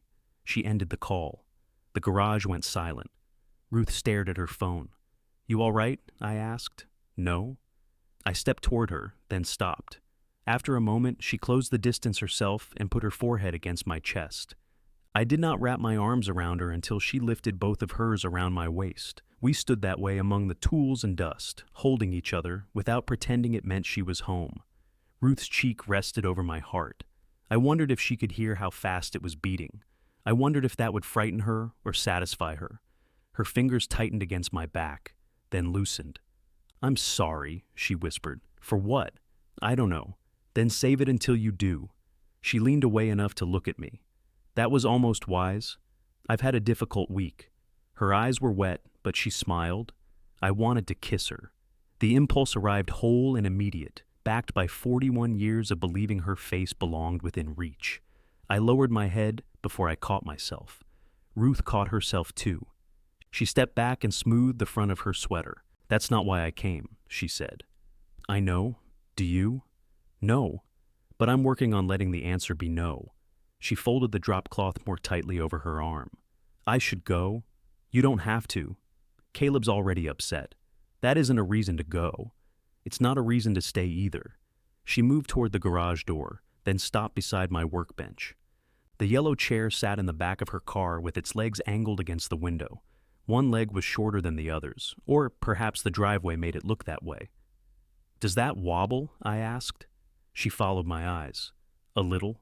How little? The man at the resale shop folded a business card under it. That is not a repair. It was a very thick business card. I looked at her. She sighed. Would you help me fix it? The question did something to me the hug had not. Ruth had asked plainly. She had not hinted, waited, or assumed. She had also not surrendered the whole chair to me. Yes, I said. What do you want me to do? Her eyebrows rose. I'm serious. Fix the wobble. Don't strip it, stain it, replace the seat, or explain why blue is impractical. That is an extremely restrictive work order. You can decline. I accept. We carried the chair into the garage. The yellow seat had scratches near one corner, and the frame was painted a dull brown. Ruth set it on the floor. It rocked front to back. I turned it upside down and found one joint had loosened. This needs glue and a clamp. Can it still be blue? I'll check the bylaws. She nudged my shoe. I cleaned the old glue from the joint while she spread the drop cloth. Every few minutes, I had to stop myself from suggesting a better brush, a different primer, or a more durable finish. The advice lined up behind my teeth like cars at a toll booth. Ruth opened the blue paint. "That's bright," I said. "You mentioned, I didn't say bad. You made the face." "What face?" "The same one you made at the yellow kitchen." I relaxed my mouth. "It will look nice. I don't need you to like it." "I know."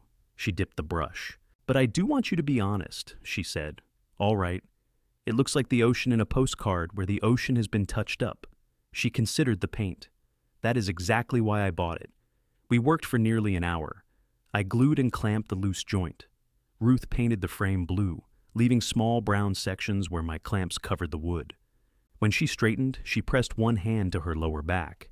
"Getting old?" I asked. "Being married to you aged me. Living with Caleb seems to be helping." She gave me a warning look, but it lacked force.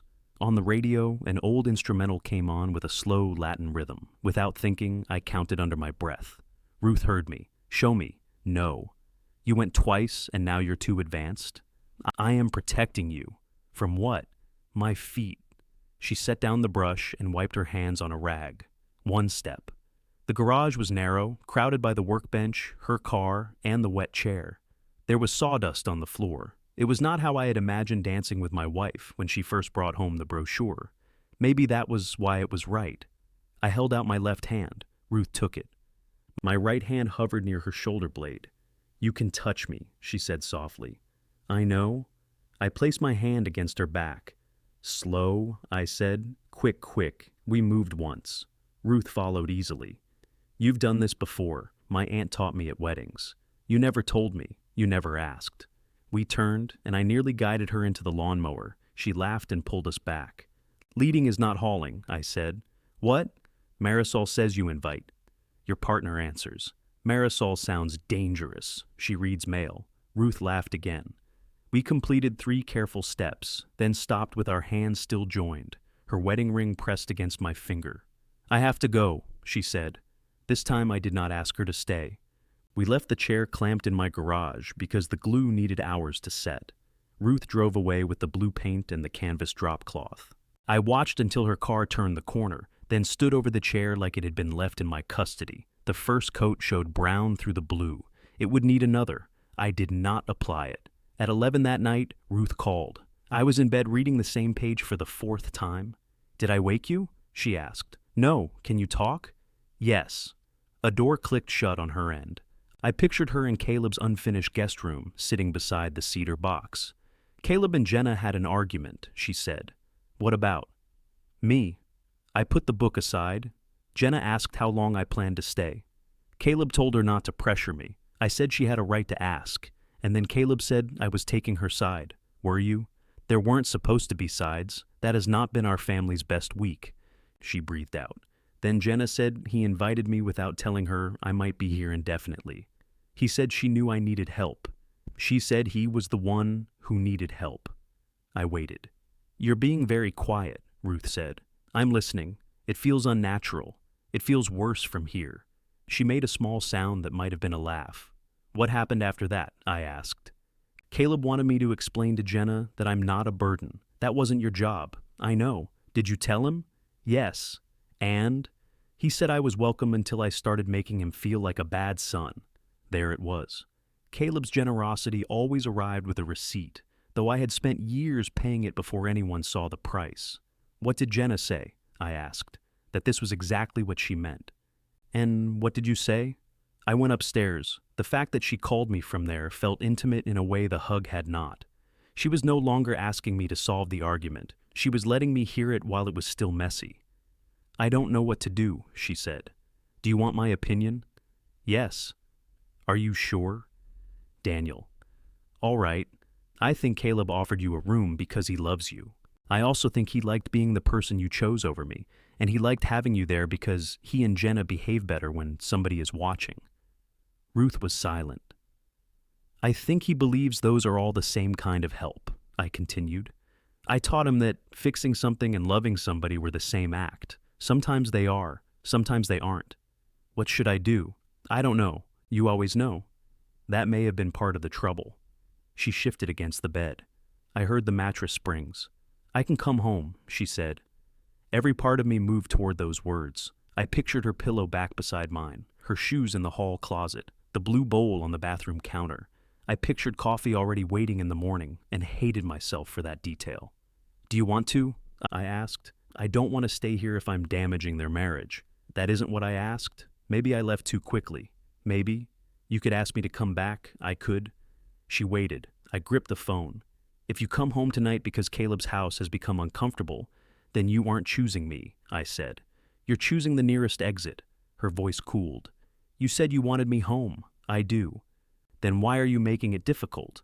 Because Caleb put one suitcase in his car before you told me you were leaving. I'm not going to move those suitcases back because he changed his mind about having them there. This isn't about him. Then don't let him decide this part too. The silence that followed was long enough for me to regret every sentence without changing any of them. What if I don't know whether I want you? She asked. Then don't come home yet. I had never said anything that cost me so much. Ruth began to cry quietly.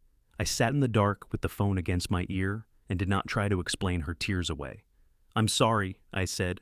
No, she whispered. You're right. That doesn't make it hurt less. No. Do you want me to stay on the phone? Yes. So I stayed. We did not speak for several minutes. I listened to her breathe while the furnace came on downstairs. Eventually she said, The chair needs another coat. I know. Don't paint it. I won't. I want to finish it. I know. This time, when she heard those words, she did not accuse me of hiding behind them. Good night, Daniel. Good night, Ruth. She ended the call. I lay awake until nearly 3, wondering whether refusing to rescue our marriage was the first honest way I had fought for it. The chair waited in the garage with one brown stripe beneath each clamp. Ruth arrived before noon, wearing old jeans and carrying 2 coffees. She handed me one without asking how I took it. It was exactly right. I thought we agreed you didn't have to take care of me, I said. We agreed not to make other people helpless so we can feel useful. Coffee remains legal. I'll check the bylaws. She set hers on the workbench and inspected the joint. Is it fixed? It's glued. That isn't what I asked. Yes, it's fixed. Thank you. I removed the clamps.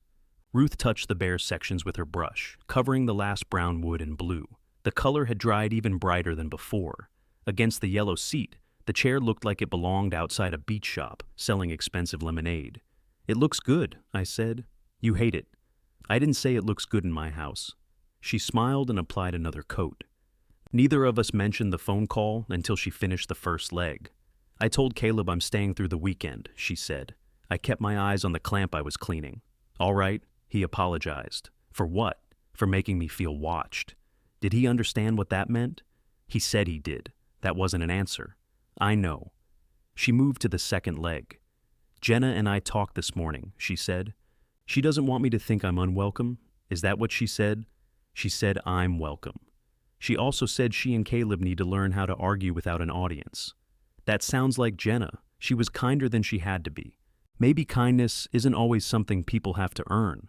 Ruth stopped painting. You practiced that sentence. No. It sounded practiced. Dance class has made me philosophical. Dangerous. She resumed painting. What happens after the weekend? I asked. I decide what I'm doing. Do you have options? I have a car. I have friends. Leah offered her couch, but I told her no. Why? Because she shouldn't have to become the reasonable child who takes in her mother. I looked at Ruth. What? She asked. I'm glad you saw that. She told me you apologized. I hope that wasn't supposed to be private. No, she was shocked and needed verification that you hadn't been replaced by an actor. How did I pass? She asked if you complained about the coffee. I did. I told her it was you. The chair took most of the afternoon to finish because Ruth insisted on 2 thin coats instead of 1 thick one. I knew that was the correct way to paint furniture. I did not say so. When it was dry enough to move, we carried it to her sedan. The yellow seat flashed in the sunlight. It won't match that guest room, I said. That is why it's going there. She closed the trunk. For a moment, we stood beside her car without anything left to do. Thank you for last night, she said. I didn't do anything. You stayed. So did you. She reached for my hand, squeezed it once, and let go. I watched the yellow chair leave through the rear window. At dance class, Marisol told us we were ready for an open break. Not emotionally, Hank said, but our feet have unionized. Marisol ignored him. An open break involved releasing one hand and stepping apart without losing the other connection. Every pair in the room either pulled too hard or let go completely. Space is not the end of the dance, Marisol said. You step away so there is room for a different movement. Hank stared at her. Male? I asked. She's inside the house now. We practiced until I could let a partner move away without tightening my grip. When Pauline stepped back, I felt the instinct to pull her in early. I waited. She returned on the count by herself. Better, she said. I walked out of class thinking I had learned something profound, and immediately caught my jacket on the door handle. Humility, I discovered, traveled in pairs. Ruth called while I was freeing myself. How was class? You knew I was here? You go Tuesdays. I've gone 3 Tuesdays. That is how schedules begin. It was fine. Did you step on yourself? Not tonight. Anyone else? No injuries were reported. I heard movement around her. Cabinet doors. The low murmur of a television. Are you in the kitchen? I asked. Yes, I'm making a shopping list. For you? For Friday. What's Friday? Caleb invited people from his office. He invited them to dinner. He and Jenna did. The correction came too quickly. How many? 8, maybe 10. And you're cooking, I offered. I leaned against the outside wall of the community center. Did you? Not in those exact words. What exact words did you use? I said the ziti would be easy to make for a group. And Caleb heard an offer. He asked if I minded. Before or after he invited them. She was quiet. Sorry, I said. That sounded like cross-examination. He invited them yesterday. He told me today.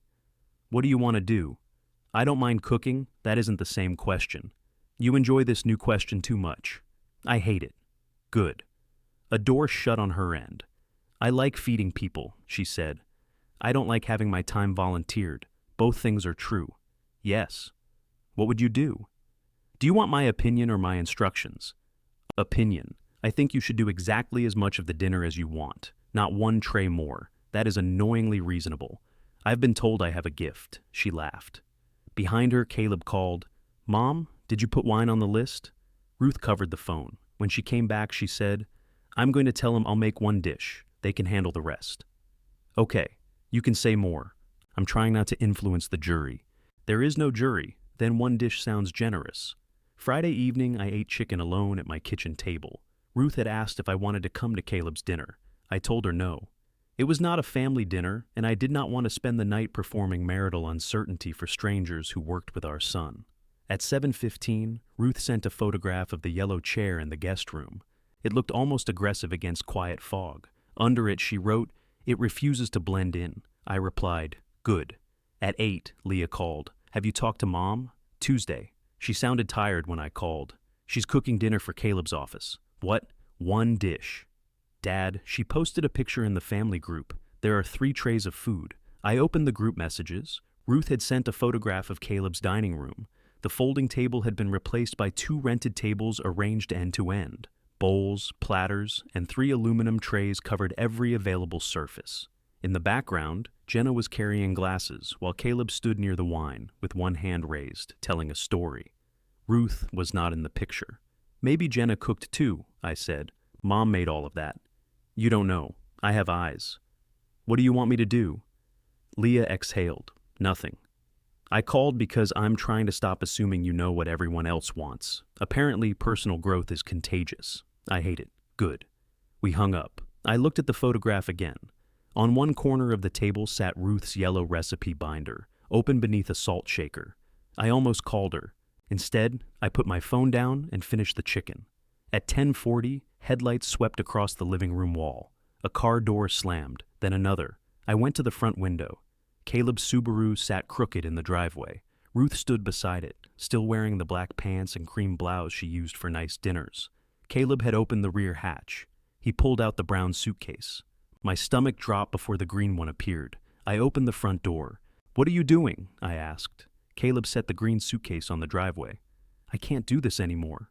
Ruth stood with both arms wrapped around herself. Her face was pale with anger. Do what? I asked. This. Every conversation turns into an argument. Jenna's furious. Mom's miserable. You're playing some game where you won't take her back unless she says the right words. Caleb, stop, Ruth said. No, I'm done being in the middle. You put yourself there, I said, because you weren't doing anything. He grabbed the brown suitcase and rolled it toward the porch. I stepped in front of him. She lives here, he said. She decides that. She's your wife. She's also standing 6 feet away. Try talking to her. Caleb turned. Mom, you said you couldn't stay at our house. I said I couldn't stay tonight. What's the difference? The difference is you don't get to decide where I go. You were crying in the laundry room. Because you blame me for ruining your dinner. You disappeared halfway through. I cooked for 10 people who thanked you. I thanked you. After Jenna reminded you. Caleb looked at me, desperate for someone to become the simpler villain. She told Jenna I was using her, he said. Did Jenna disagree? His mouth tightened. Ruth walked to the brown suitcase and wrapped her hand around the handle. Put the green one back in your car? What? My mother's letters are in it. I know. I'm not throwing it in traffic. You moved that suitcase once because I asked you to help me leave. That did not give you ownership of the return trip. I'm trying to help now. No. You're trying to end your discomfort. Caleb's face went red. Fine, then stay with Dad. Ruth looked at the house.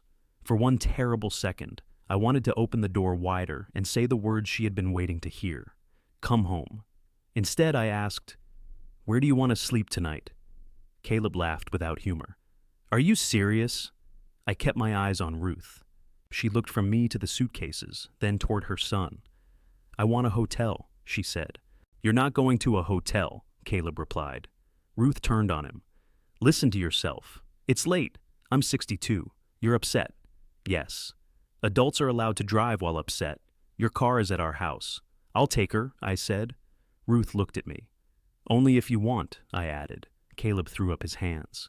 This is insane. She has a home right here. She is not a suitcase you return because the guest room stopped working for you. His face hardened. Don't act noble. You don't even want her back. The words hit where he intended. I stepped closer. I want her back enough not to accept her as a delivery. For once, Caleb had nothing. Ruth pulled out her phone.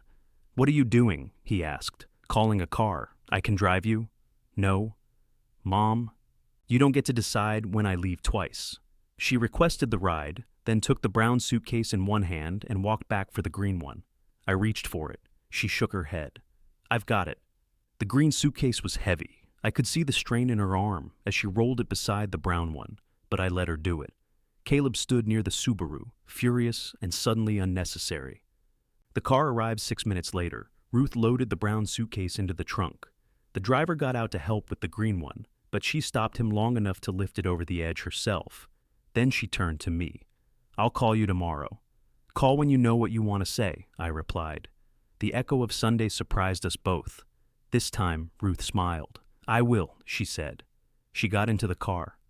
Caleb and I watched the taillights disappear at the corner, but she was not sitting behind either of us now. Caleb waited until the car was gone before he turned on me. You made me look like an ass. You managed most of that yourself. I brought her here because you wouldn't. She didn't ask me to. She shouldn't have to ask her husband for somewhere to sleep. She didn't. I offered to drive her wherever she wanted, to a hotel, to her choice. He paced to the edge of the driveway and back. His Subaru's rear hatch remained open, the cargo space bare except for Ruth's folded blanket. Rain from earlier in the week had dried in spots across the bumper.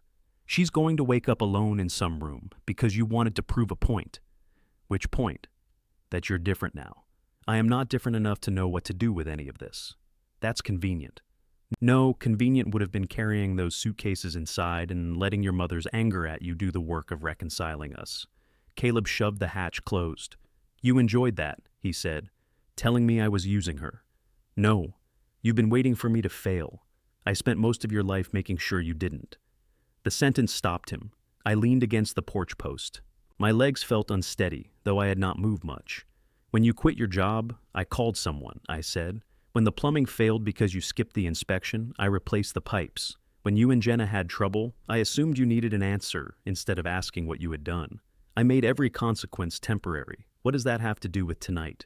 You thought you could move your mother into your house, use her to keep the peace, invite 10 people for her to feed, then return her when the arrangement stopped making you feel like a good son. I did not use her. Did you thank her in front of your guests? His eyes shifted. Jenna reminded me. That wasn't my question. He kicked at a pebble in the driveway. She disappeared upstairs, he said. People were asking where she went. Jenna said I had pushed her too far. What did you say? That mom offered. Did she? She said the ziti would be easy. 1 dish. We were short on time. She kept saying she had it handled. Your mother says she has things handled when she wants permission to collapse later. You know that now? I should have known it years ago. Caleb laughed, but there was no humor in it. That's what makes this so irritating. You admit you were wrong, and suddenly nobody can be mad at you.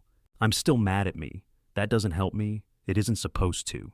He stared down the street where Ruth's car had disappeared. What am I supposed to tell Jenna?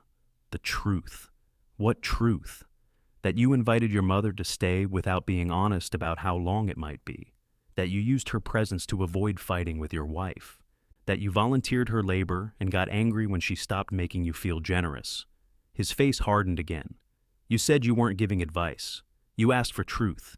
You always do this. You stand there sounding calm while everybody else looks crazy. That was Ruth's accusation in our son's mouth. I straightened. You're right. He blinked. I have done that, I said. I am probably doing some version of it now. The anger left him with nowhere to land. Then what? He asked. Go home. To do what? Clean the kitchen? Don't turn washing dishes into an apology. Just wash them because your wife has had a long night too. Tomorrow, ask Jenna what she needs. Try not to answer for her. He looked at me suspiciously. That sounds like advice. It's the last free batch. Caleb got into the Subaru. Before he closed the door, he said, Do you think Mom's coming back? I don't know. To you? I don't know that either. He nodded once and drove away. The driveway looked too empty without the suitcases. Ruth called at 8 the next morning. Her hotel room had a loud heating unit. It switched on and off behind every sentence like an old man objecting to our conversation. I slept 4 hours, she said. That might be a hotel record. The pillows are squares. Decorative? No. Hostile. Did you eat? I had half a muffin. That wasn't enough. I know. I stopped myself from telling her where to go for breakfast. She heard the missing instruction. Aren't you going to recommend eggs? She asked. I was thinking about it. I wouldn't mind eggs. There's a diner 2 blocks from your hotel. The one with the blue awning? Yes. Would you meet me? I'll be there in 20 minutes. Ruth was in a booth near the window when I arrived. Her green suitcase sat beside her, and the brown one was tucked under the table. She had changed into jeans and the gray cardigan. The waitress looked at the luggage. Traveling? She asked. Attempting to, Ruth said. Coffee helps. She poured 2 cups without asking and walked away. Ruth wrapped both hands around hers. I found a studio, she said. I had not yet removed my coat. For how long? Month to month. Furnished. A woman from my book club knows the landlord. Have you seen it? There are pictures. Pictures can hide a lot. Her eyes lifted. I sat down. Sorry, you're allowed to think pictures can hide a lot. I was about to offer to inspect the place. I know. Do you want me to? No. All right. She smiled faintly. It's small, she said. 1 room, a kitchen along one wall, bathroom with a shower that looks designed for a narrow person. You are narrow. My elbows are ambitious. Good point. The building is old, but it's clean. I can take it for a month and decide what comes next. I picked up my coffee, though I did not drink. What do you think? She asked. My opinion? Yes. I think you should have somewhere that is yours while you decide. And you're not angry? I am angry about several things. The studio isn't one. I could come home. You could.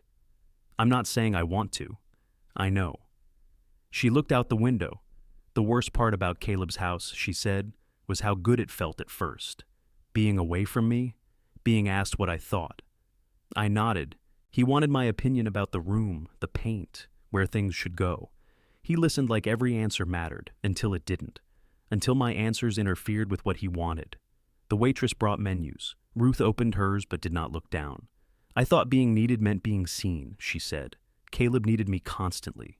So did I. That's the problem. She turned 1 page. I still left you for real reasons, Daniel. I know. Caleb behaving badly doesn't make you right. I know that too.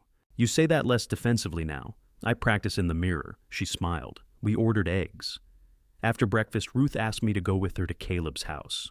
Her car was still there, along with the yellow chair, the recipe binder, and clothes she had hung in the canvas closet. I don't need you to fight with him, she said. I wasn't planning to. I also don't need you to be so calm that he thinks I'm overreacting. That gives me a very narrow range. You're getting good at narrow. Jenna's car was in the driveway when we arrived. Ruth's blue sedan sat at the curb. Caleb opened the door. He looked as if he had slept less than either of us. Mom, I'm getting my things. You can leave them. Nobody said you can't come back. You put my suitcases in your car. I was upset. So was I. Jenna appeared behind him. Her hair was damp, and she wore an old sweatshirt with paint on the sleeve. Come in, she said. The house smelled like coffee and lemon cleaner. The kitchen had been scrubbed. A rack beside the sink held enough drying dishes for a restaurant. Caleb caught me looking. I washed them, he said. I can see that. Ruth walked to the guest room. The yellow chair sat by the uncovered window. Her red notebook and sewing basket rested on the seat. The canvas closet still held 5 blouses, 2 pairs of pants, and the green sweater she had borrowed from Jenna. Jenna began taking clothes from the rack. You don't have to help, Ruth said. I know. Their eyes met. I'm sorry about the dinner, Jenna said. I knew it was too much, and I let you do it because it was easier than fighting with him before people arrived. Ruth folded a blouse. I kept saying yes because I wanted everyone to see how useful I was. That doesn't make what he did okay. No, it means neither of us stopped it. Caleb stood in the doorway. I apologized. You said you were sorry everybody misunderstood you, Jenna replied. That's not what I said. It was longer, but that was the theme. Ruth handed him the yellow recipe binder. Put this in my car. He took it. What does the studio mean? He asked. It means I need my own place. For how long? I don't know. Are you divorcing Dad? Ruth glanced at me. I don't know, she said. Caleb looked as if uncertainty were something she had done specifically to him. I thought you said you just needed time. I do. But you're choosing some apartment over staying with family. I am choosing a room where nobody gets to use my decision as proof that they won. He looked at me again. Don't, Ruth said. This is not between you and him. Caleb's shoulders lowered. I was trying to help, he said. I know, but when the help stopped feeling good to you, you loaded me into your car. His eyes filled. He turned away before the tears could fall. Ruth moved toward him, then stopped herself. I love you, she said. I'm still angry. Caleb nodded without turning around. We carried the chair outside. Ruth took the front. I took the back because she asked me to. The studio was on the 3rd floor of a narrow brick building above a shop that sold lamps. It had one window, slanted floors, and a refrigerator that sounded like it was chewing gravel. The yellow and blue chair looked perfect beside the window. Ruth placed the cedar box on the nightstand. Her pillow went at the head of the bed. The green and brown suitcases stood side by side at the foot. I wanted to unpack them. Instead, I asked, Anything else? She looked around the small room. No, not tonight. I put on my coat. At the door, Ruth touched my sleeve. Would you have dinner with me Thursday? Here? No, somewhere neither of us has to cook or clean. I nodded. Thursday. She opened the door, but neither of us moved.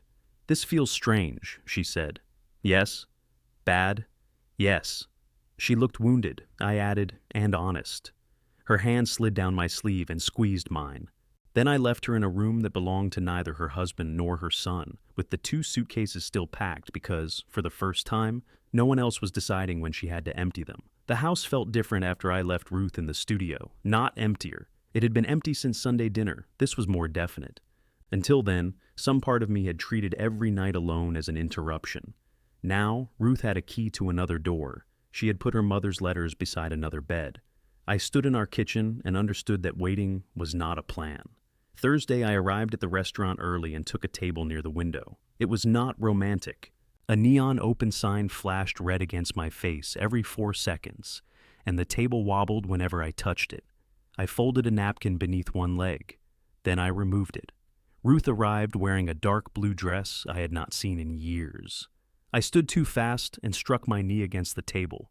You okay? She asked. Fine, you're hopping. It's part of the dance training. She smiled and took off her coat. You look beautiful, I said. The smile faded into something more careful. Thank you. We sat. The table rocked. Ruth pressed one finger to the corner. You didn't fix it? I started to. What stopped you? I thought we might enjoy the full restaurant experience. She folded her own napkin and pushed it beneath the leg. You're allowed to fix tables, Daniel. I'm learning where the border is. Furniture is usually safe. We ordered. Neither of us chose ziti or chicken. For the first several minutes, we talked about the studio's refrigerator. The chewing noise had become a metal clank. Ruth had reported it to the landlord herself and declined when I offered to look at it. I know how this works, I said. One loose compressor mount becomes spoiled food. The landlord is sending someone. When? Tomorrow. Between 8 and 4? Naturally. Do you have plans? I'm reading. What? She told me the title. I had never heard of it. What's it about? Ruth stared across the table. What? I asked. You usually ask whether it's any good. I asked what it's about, I noticed. The waiter brought bread. I handed Ruth the basket instead of choosing a piece for her. I had always given her the soft center slices because she liked them. When she selected the crusty end, I realized I had not known that preference had changed. What else don't I know? I asked. That is a large question. Start small. She tore the bread in half. I stopped liking orange juice with no pulp about 5 years ago. I leaned back. Impossible. It tastes like sugar water. You complained when I bought the wrong one. That was in 2018. I have been buying the wrong orange juice for 8 years? Yes. Why didn't you say anything? I did. When? The first 3 times. I rubbed my forehead. I started drinking coffee with breakfast, she said. You never noticed. I make observations. Apparently, I do not update them. That sounds accurate. What don't you know about me? I know everything about you. Dangerous answer. She studied my face. You stopped whistling in the garage, she said. I had not known anyone noticed. When? I asked. After you retired. I didn't realize. I did. The waiter set down our meals. For a while, we ate. Then Ruth said, Were you lonely before I left? Yes. The answer surprised both of us. Why didn't you tell me? I thought loneliness was something that happened to people who were alone. She put down her fork. I missed you while you were sitting beside me, I said. I didn't know how to say that without accusing you of something, so I found jobs. I found lists. We were very productive, terribly. She smiled, and I reached across the table. This time, I did not wait for her to offer her hand first. She looked at mine, then placed hers in it. We had dinner the next Thursday, too. The week after that, we had coffee in her studio, where the landlord had repaired the refrigerator, and the yellow chair had become a place for folded clothes. The green suitcase was empty beneath the bed. The brown one remained half-packed beside the dresser. I did not ask what that meant. Ruth came to watch dance class on the 4th Tuesday. She sat on the folded bleachers with her coat across her knees. I became immediately worse at everything. You're anticipating, Pauline told me. I know. You weren't doing it last week. My wife is watching. Pauline glanced toward Ruth. Then show her you can listen. Marisol rotated us. When I reached Hank, he looked over my shoulder. That her? Yes. She looks too smart for you. She is. Mine too. The dentist has his hands full. At the break, Marisol walked to the bleachers. You can't sit there looking judgmental for free, she told Ruth. I'm not dressed for this. You have feet. So does Daniel. Apparently that isn't enough. Marisol grinned. Perfect. You're with him. Ruth took off her coat. When she stood across from me, the whole room seemed narrower. Slow, quick, she asked. That is most of what I know. I suspected. I raised my hand. She took it. We stepped forward and back. She moved easily, remembering what her aunt had taught her. When we reached the open break, I released one hand and let her step away. For a second, all we had was the connection between our fingers. I did not pull. Ruth returned on the count. Better, she whispered. After class, we stood beside her car beneath a parking lot light. Our breath showed in the cold. I'm glad you came, I said. I almost didn't. What changed your mind? I wanted to see whether you were doing it when I wasn't there. And you were. She touched my coat near the collar. I kissed her. It was not the kiss of two people resuming a marriage. It was uncertain, almost formal at first. Then Ruth's hand moved behind my neck, and 41 years returned without asking permission. When we separated, she kept her forehead against mine. "This doesn't mean I'm moving home," she said. "I know. It doesn't mean everything is fixed. I know. You're not going to argue? I am standing in a parking lot with my wife after she kissed me. I'm trying not to damage the moment." "I kissed you? Joint effort." She laughed and kissed me once more. Caleb called on a Sunday afternoon while I was replacing batteries in the smoke detectors. "I want everybody to come to dinner," he said. "Who is everybody?" "You, Mom, Leah, Jenna." "She lives here, Dad." "I have learned not to assume." He exhaled. "Yes, Jenna." "Did you ask your mother yourself?" "She said yes." "Leah?" "She said only if nobody makes an announcement." "Are you making an announcement?" "Not an announcement." "That sounds like an announcement." "I'm cooking." I stepped down from the chair. "What? Dinner? I'm cooking it." "Soup? No." "Then I'll come." Caleb had finished the guest room. Quiet fog covered the walls, but the yellow chair was gone. Ruth had moved it to the studio. The pantry cabinet hung straight. I opened and closed it once. "Don't," Caleb said from the kitchen. "It works. I fixed it. I can see that." "You sound surprised." "I am trying to let you enjoy the achievement." He wore no apron. A roasting pan sat on the counter, and something dark had burned along one edge. "Chicken?" I asked. "Pot roast. Animals remain available." "Set the table." It was the first instruction from Caleb I accepted without complaint. Jenna came downstairs carrying 5 cloth napkins. She looked less tired than before, though she and Caleb moved around each other with deliberate care, not healed, paying attention. Leah arrived with nothing. "I was told not to bring food, mediate, or be sensible," she said. "I feel naked." Ruth came last. She kissed Caleb's cheek, hugged Jenna, then stood beside me. "You look nice," I said. "You saw me an hour ago." "You look nice then, too." Leah made a face. "I already regret coming. Dinner was edible. Caleb's pot roast was dry, but nobody said so until he did." "I murdered it," he said.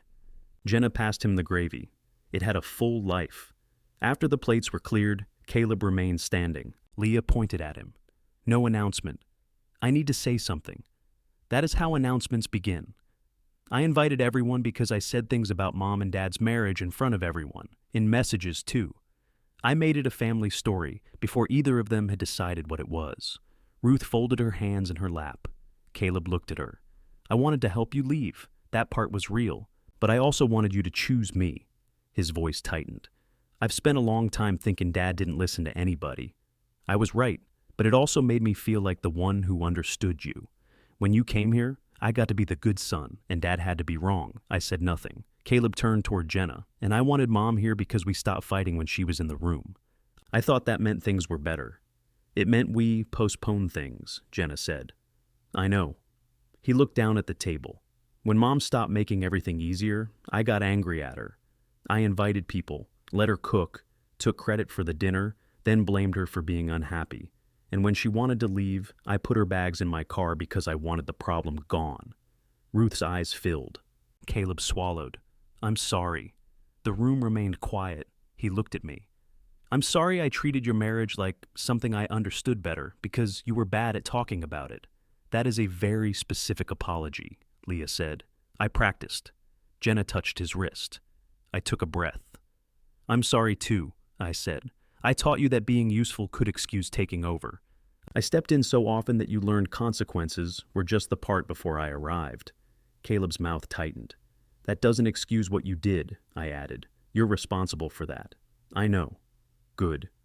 Leah raised her glass. Finally, a family dinner where nobody asks me to translate. We drank to that. Ruth did not forgive Caleb with a speech. She stood, walked around the table, and put both hands on his face. "I love you," she said. "You hurt me. I know. I believe you're sorry." He closed his eyes. "That is not the same as everything going back," she continued. "I know." She kissed his forehead. After dinner, Ruth and I walked to our separate cars. The night was clear, and the cold sharpened every sound. "Coffee?" she asked. "At the studio?" "Yes."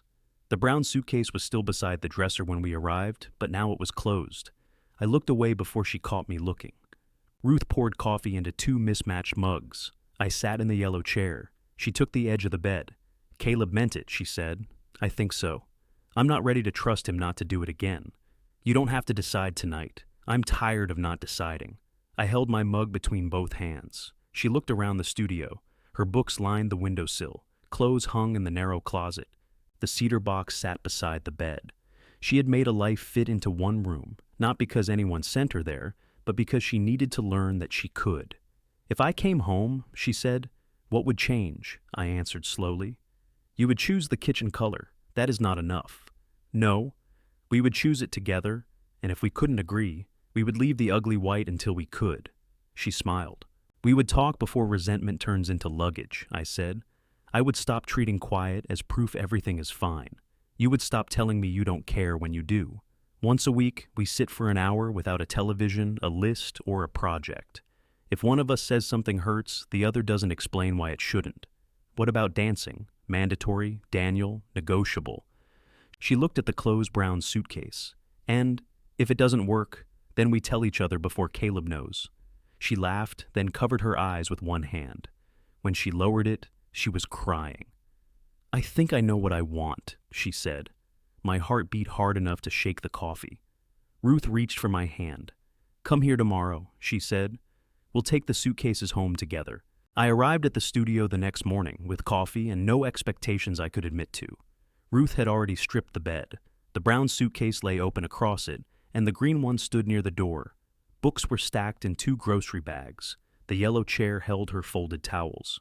You started without me, I said. I'm packing my underwear.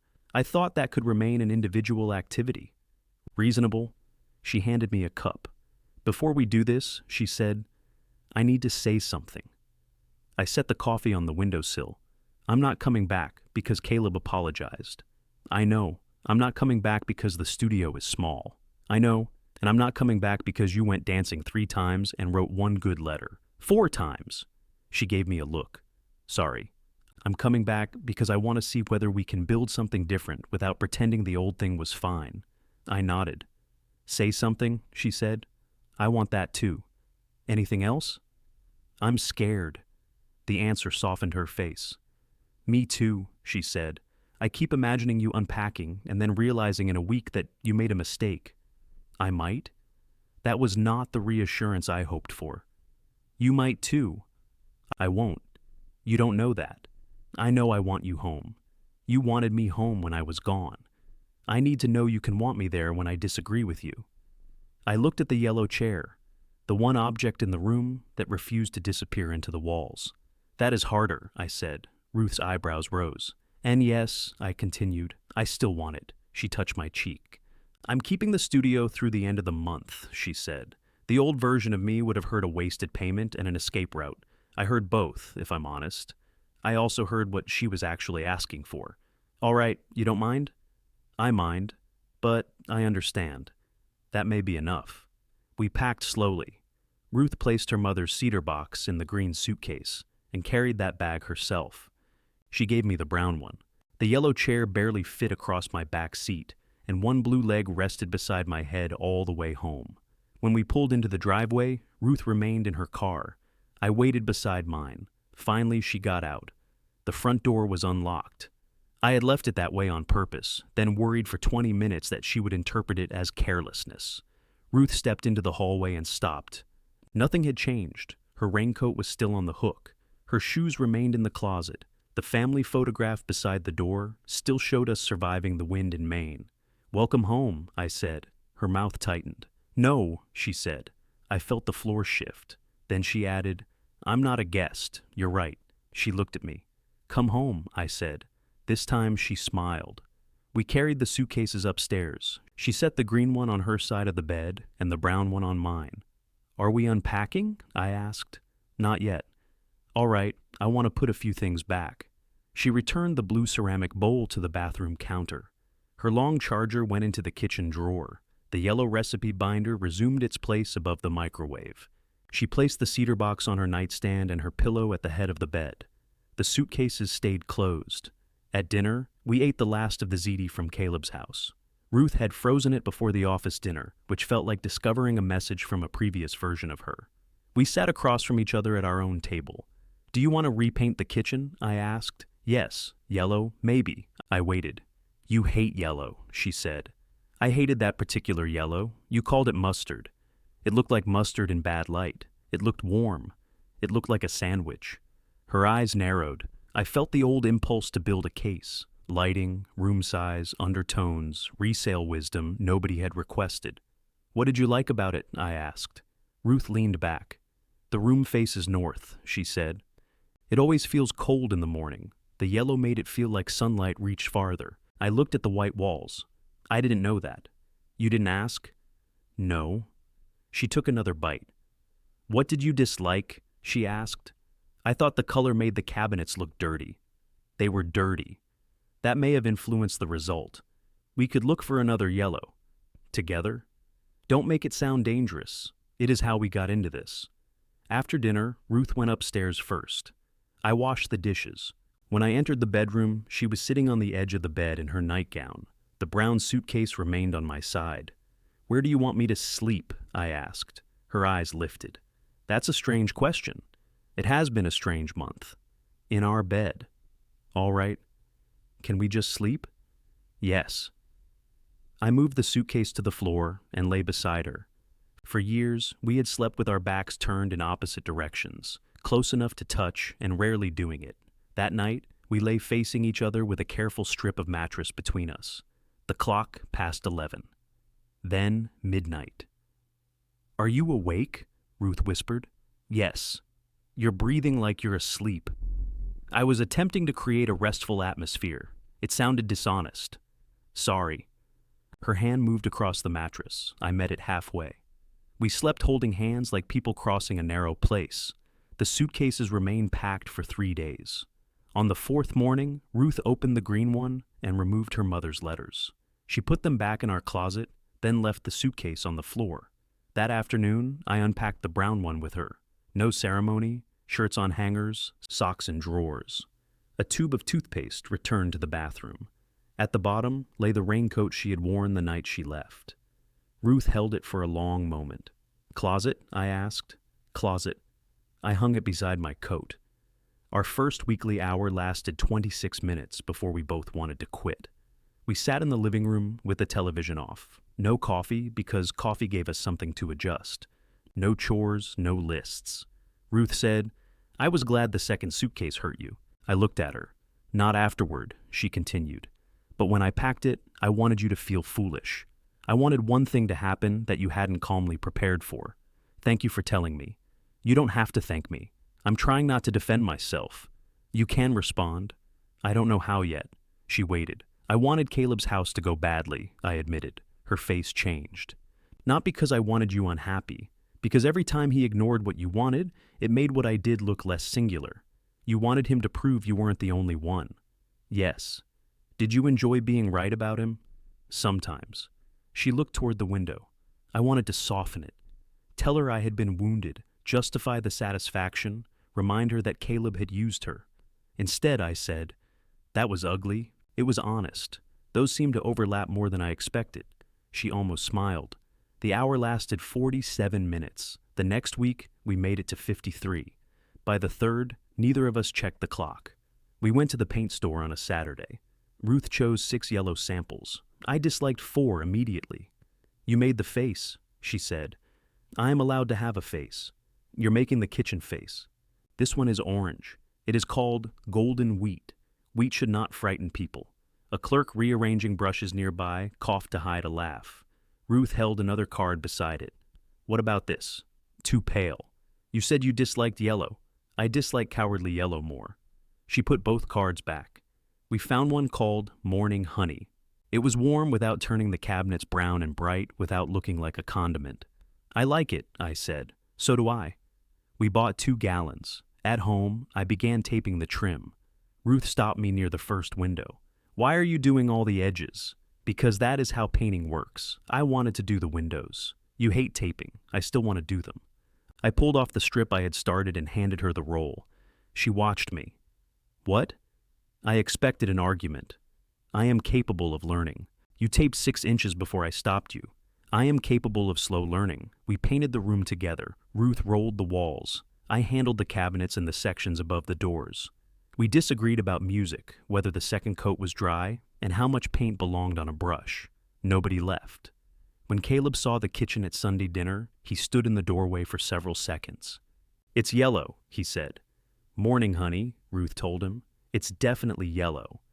"What do you think?" I asked. He looked between us, aware he was being offered a dangerous object. "I think it looks warm." Ruth smiled. Jenna entered behind him, carrying a bakery box. "We brought dessert," she said. "You didn't have to," Ruth replied. "I know." Caleb had stopped arriving empty-handed. Sometimes he brought bread, sometimes wine. Once he brought mashed potatoes in a container, still wearing the grocery store label. He no longer asked Ruth what she was cooking before accepting dinner invitations. He and Jenna were still having problems. Real ones. They argued in front of us once about the downstairs bathroom and stopped only when Jenna said, "We're doing it again." Caleb took a breath and asked, "Do you want my opinion, or do you want me to call the plumber?" Jenna stared at him. "Both," she said. It was not graceful, but it was theirs. Leah came to dinner when she wanted, not because someone needed her to manage the room. One evening, she told us she had endured a terrible week at work. My instinct was to say she would figure it out. Instead, I asked, "Do you want advice?" "No." "Do you want me to agree your supervisor is an idiot?" "Very much." I did. She hugged me before she left. Caleb and I rebuilt our relationship over his front stair rail. He called and said it had loosened. "Do you want me to fix it?" I asked. "I want you to show me. That will take longer, I know." We worked side by side on a cold morning. He measured wrong twice, drilled one hole too wide, and swore at a level. I did not take the drill from him. When the rail was secure, he leaned his weight against it. "That's not going anywhere." "Probably." He looked at me. "You could just say good job." "Good job. Painful? Exhausting." He smiled. Ruth kept the studio until the final paid day. She visited twice to read by the window. The first time I worried. The second time, I helped her carry a lamp because she asked. On the last afternoon, she returned the key herself. The yellow chair came home and sat near the kitchen window, where the north light reached it across the morning honey walls. We kept dancing. Ruth was better than I was, which I blamed on her aunt, and she blamed on my shoulders. Marisol said I still anticipated turns when I got nervous. "Some habits take time," she told me. Hank nodded toward Ruth. "Tampa says the same thing." Ruth eventually met Hank and learned his wife's name was Barbara, and the dentist's name was Stephen. "You've been calling him the dentist for months," she told me. "He knows what he did. He met her 2 years after the divorce. That sounds like dentist propaganda." In early spring, Ruth placed a travel brochure on the kitchen table, Savannah. I looked at the photograph of oak trees and old brick. "You still want to go?" I asked. "Yes, then let's go." That was suspiciously easy. I have concerns. Of course you do. Humidity, survivable. Tourist crowds. We'll go during the week. Driving? Your choice. Train? Done. She sat across from me. "You can disagree. I wanted to go too. I just kept choosing the lake because I knew where everything was. We know where everything is here. That didn't make us happy. No." We booked the trip together. The night before we left, Caleb, Jenna, and Leah came for dinner. I made chicken. Caleb took one bite and pointed his fork at me, still making the same chicken. Some traditions survive growth. "It's good chicken," Jenna said. "Thank you." Ruth had chosen the blue blouse again. It no longer looked like the uniform of a departure. She laughed with Leah, disagreed with Caleb about the best route to the train station, and did not look at me to settle it. After dessert, she pushed back her chair. "I need to finish packing." The words caught inside my chest. Ruth saw it. She touched my shoulder as she passed. "Brown suitcase." "I know." "The green one is already in the car." "I know that too." Because she had packed it that afternoon and asked me to carry it there. Upstairs drawers opened and closed. The soft thump traveled through the ceiling. Caleb looked toward the stairs, then at me. "You okay?" I considered pretending not to understand. "Not entirely," I said. He nodded. "Do you want help with the dishes?" "Yes." He stood and began clearing plates. Ruth came down carrying the brown suitcase. At the bottom of the stairs, she paused. "Ready?" she asked. I looked at the suitcase, then at my wife. "Ready?" Caleb reached for the handle but waited. "Want me to take that?" he asked. Ruth considered it. "Yes," she said. "Thank you." He carried it to my car and placed it beside the green one. There was no blanket hiding either bag, No pillow, no cedar box, no rehearsed scene. The kitchen light glowed warm through the windows behind us, yellow reaching into the driveway. Ruth got into the front passenger seat. I started the engine. "Do you know where we're going?" she asked. "Savannah? Do you know why?" "Because you asked, and I listened. That's part of it." "What's the other part?" She took my hand over the console. "Because this time," she said, "we're leaving together." I backed out of the driveway. This time, she sat beside me.